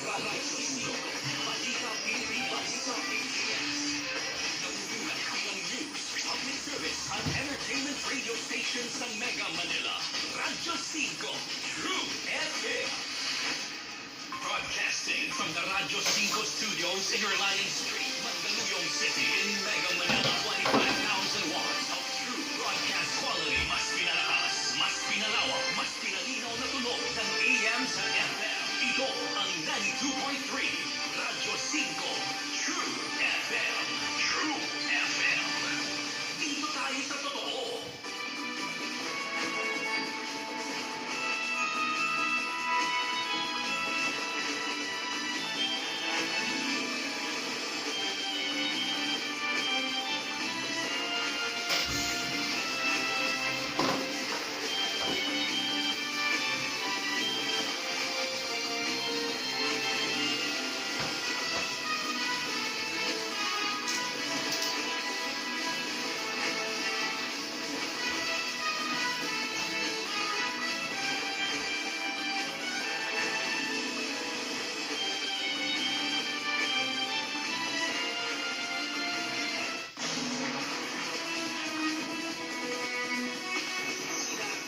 Sa balitang walang dagdag bawas. At sa komentaryo, hindi bias. Buo ang kwento. Talika may konteksto. Dahil dito, bawal ang favors. Kasama sina Joey Mercedes, Maricel Latili at Jimmy Margal, pati si MJ Marcori. Dito tayo, isa totoo lang. Happy Thursday! Wednesday. Nalito lang. November 29. Happy Wednesday. Yes. Oh, sabihin mo na, Chiki, sino yung guest natin? Ay, nako mga kapatid, nakita niyo naman siguro sa social media, especially sa 1PH Facebook page. MND po tayo ngayong gabi. Michelle Marquez D po. Miss Universe. I mean, Miss Universe lang naman tayo. Semi-finalist. Tama ba? Ang tag? Barbie, winner. Pero Ako winner din. siya eh. Para sa akin siya yung Miss Talaga. Universe. Siyempre, Kasi lutang na lutang siya sa gown mo. May ano pa rin talaga. Bakit? Totoo naman Oo, ah.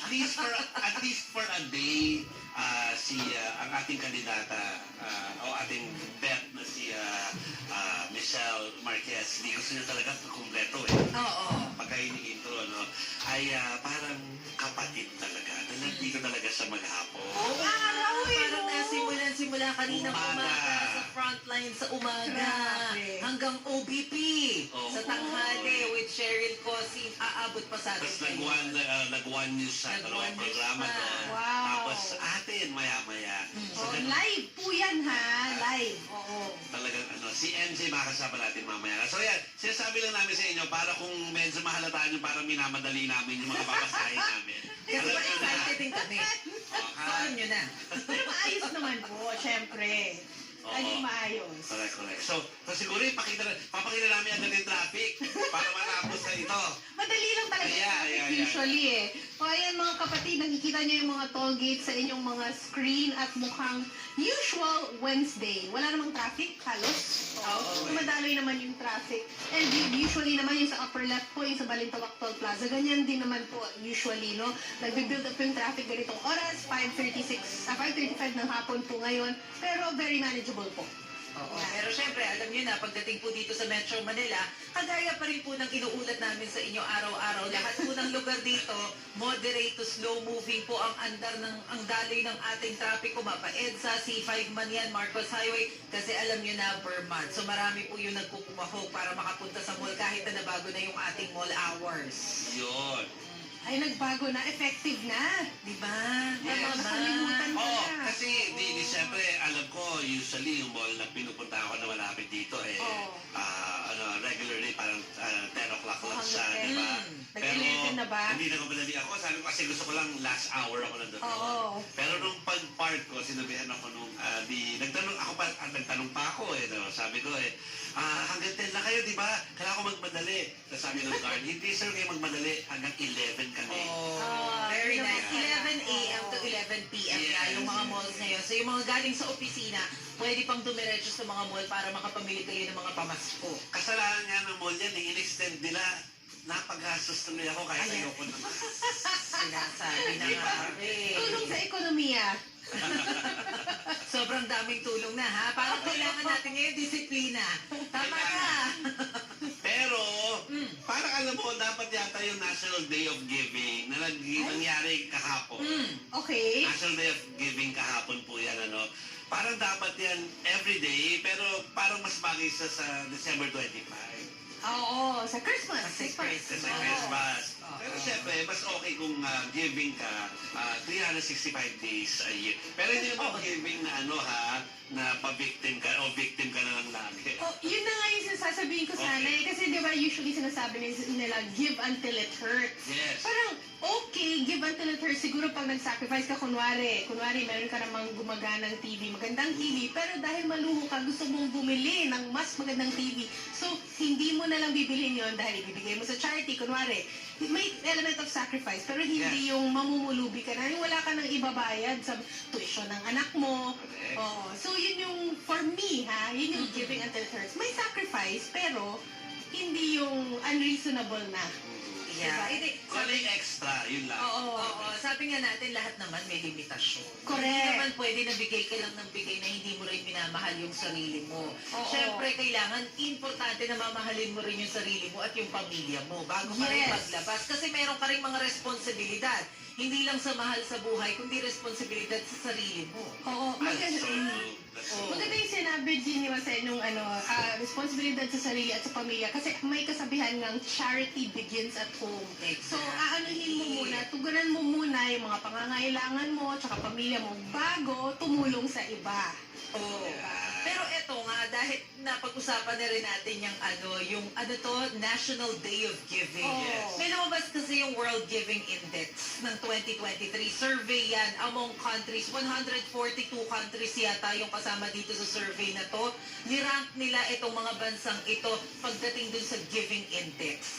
Pag number 98 tayo, yung Giving Index, sinukat nila ito sa pamamagitan ng perception ng tao na sumasali ka sa pagbibigay ng donation, charity, yung mga ganyang klase po ng giving, yung tinutukoy dito. So, pang number 98 tayo, sinasabi nila, ang index score daw ng Pilipinas ay nasa 34, slightly lower than yung global index na 38. Konti-konti lang naman. So, yan po ang mga datos na nakalap nakonektado sa pagiging giving ng tao o pagbigay. Ako, ano ba mga rule ko na? Una, tama yung sinabi ni Chiki, na parang yung dapat, yung extra lang. Oo. Diba? Hindi yung naman dapat i-ano sa sarili mo. Hindi yung ikaw naman ikaw naman yung magkukulang. Pwede naman ipagkait mo sa sarili mo yung luho. Kaya may element of sacrifice. Pero yun nga, makapagbayad ka pa rin ng bills mo, tuition ng anak mo, pagkain nyo, yan. Tama. Yun. Kaya para konektado, first, live within your means. Tinuturo ng magulang ko yan sa akin noon pa. Sabihin, hanggang doon yung gastos mo. At kapag may extra, at saka mo yung pwedeng gastosin or maging giving. Yes. Diba? Tapos ito pa, isa pang rule ko na practical. Kung hindi ko kayang ibigay sa aking sarili, hindi ko dapat ibigay sa iba. Yeah. Naman. Like, halimbawa, kung bakit takbat ko ako mamimigay ng isang pan ng lasagna kung afford ko lang naman ay isang slice. Oo, diba? Kalukuhan yun. So, parang kung afford ko siya, mas maluwag sa loob mong makapagpabigay ng mapamigay ng gano'n. Kasi alam mo na hindi maapektuhan yung day-to-day living mo. Yes. Sa gagawin mong good deed. Tama nga naman, kasi hindi ka naman nga makapagbigay ng wala sa'yo. Yes. Diba? So kung hindi mo kaya, di mo kaya bigay sa iba. And I think kailangan i-consider natin yung magiging epekto ng actions mo dun sa taong pagbibigyan mo. Kasi kung minsan, akala natin nakakatulong tayo sa ibang tao by giving them what we thought kailangan nila, pero hindi natin nare-realize na tinuturuan natin sila na maging tamad, tinuturuan natin sila na maging dependent sa'yo masyado. Ang pinakang naiisip ko dyan, yung mga magkakapatid, na yung kapatid ay masyadong irresponsable, anak ng anak, wala namang trabaho, tapos iaasa dun sa kapatid na OFW, mas maayos yung kita. So ang ending, hindi tuloy na ayos nung kapatid nila yung sarili niyang buhay. Dahil pati yung responsibilidad ng kapatid, nanay, tatay, ipinasa na lahat sa kanya. So yun yung ganun, yung palagi ko yun nasa kultura nating mga Pilipino na dapat iwasan natin. Hindi po yun pagbibigay, pang-aabuso po yun. Para naging konsentidor ka Diba? Dun sa bad habits ng isang tao. In a way, sa larger scale or sa nation building, sabi natin o sa magiging isang bansa, ganun din parang hindi ba pwede nakakayaan natin na may abuso o kaya ay lulustay ng pera ng bayan. Yes. Kasi parang hindi pa pwede, dahil giving ka, sige na nga, ginagawa naman ng lahat yan, lahat naman ng upo dyan, ginagawa yan. So, hindi yun, that's the wrong way of being a giver or magiging papag-giving ka na tao, ang tama doon ay tumulong ka sa bansa mo by paying the right taxes at saka bumili ng mga bagay para to support the economy, pero tumutol kapag yung pera ay nalulustay. Diba? So yeah. Nagpapakatotoo lang po dahil authentic out of the year. Authentic nga daw. According to Merriam-Webster Dictionary. So walang masama na maging ito. Pwede, masama kapag bastos mo sasabihin yung pagpapakatotoo. O pampalang, o parang kasama na ugali. Yung una mo papakita. May sabihin po ng authentic ay yung hindi ka na magkukunwari. Hindi fake. Totoong-totoo. Legit. Legit. Na hindi naman po kailangan nakakasakit kayo ng damdamin. Tama.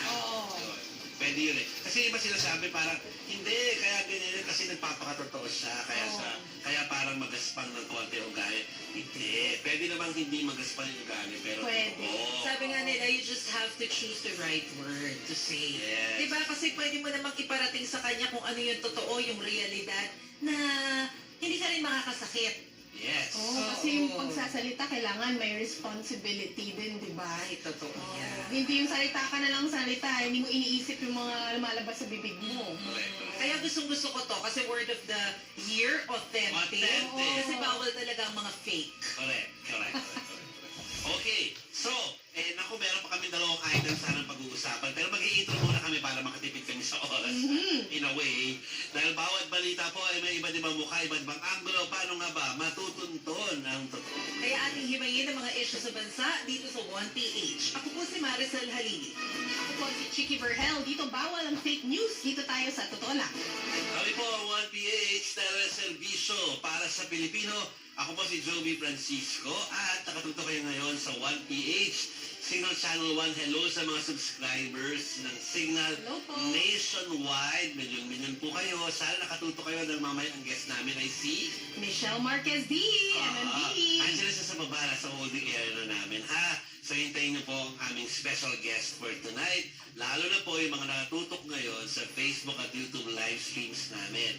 So kung meron kayong tanong sa kanya, kung meron kayong komento o kaya yung reaction nyo sa kanya naging laban sa Miss Universe, ay pakipost na doon sa live streams namin ng Facebook at YouTube, mga kapatid.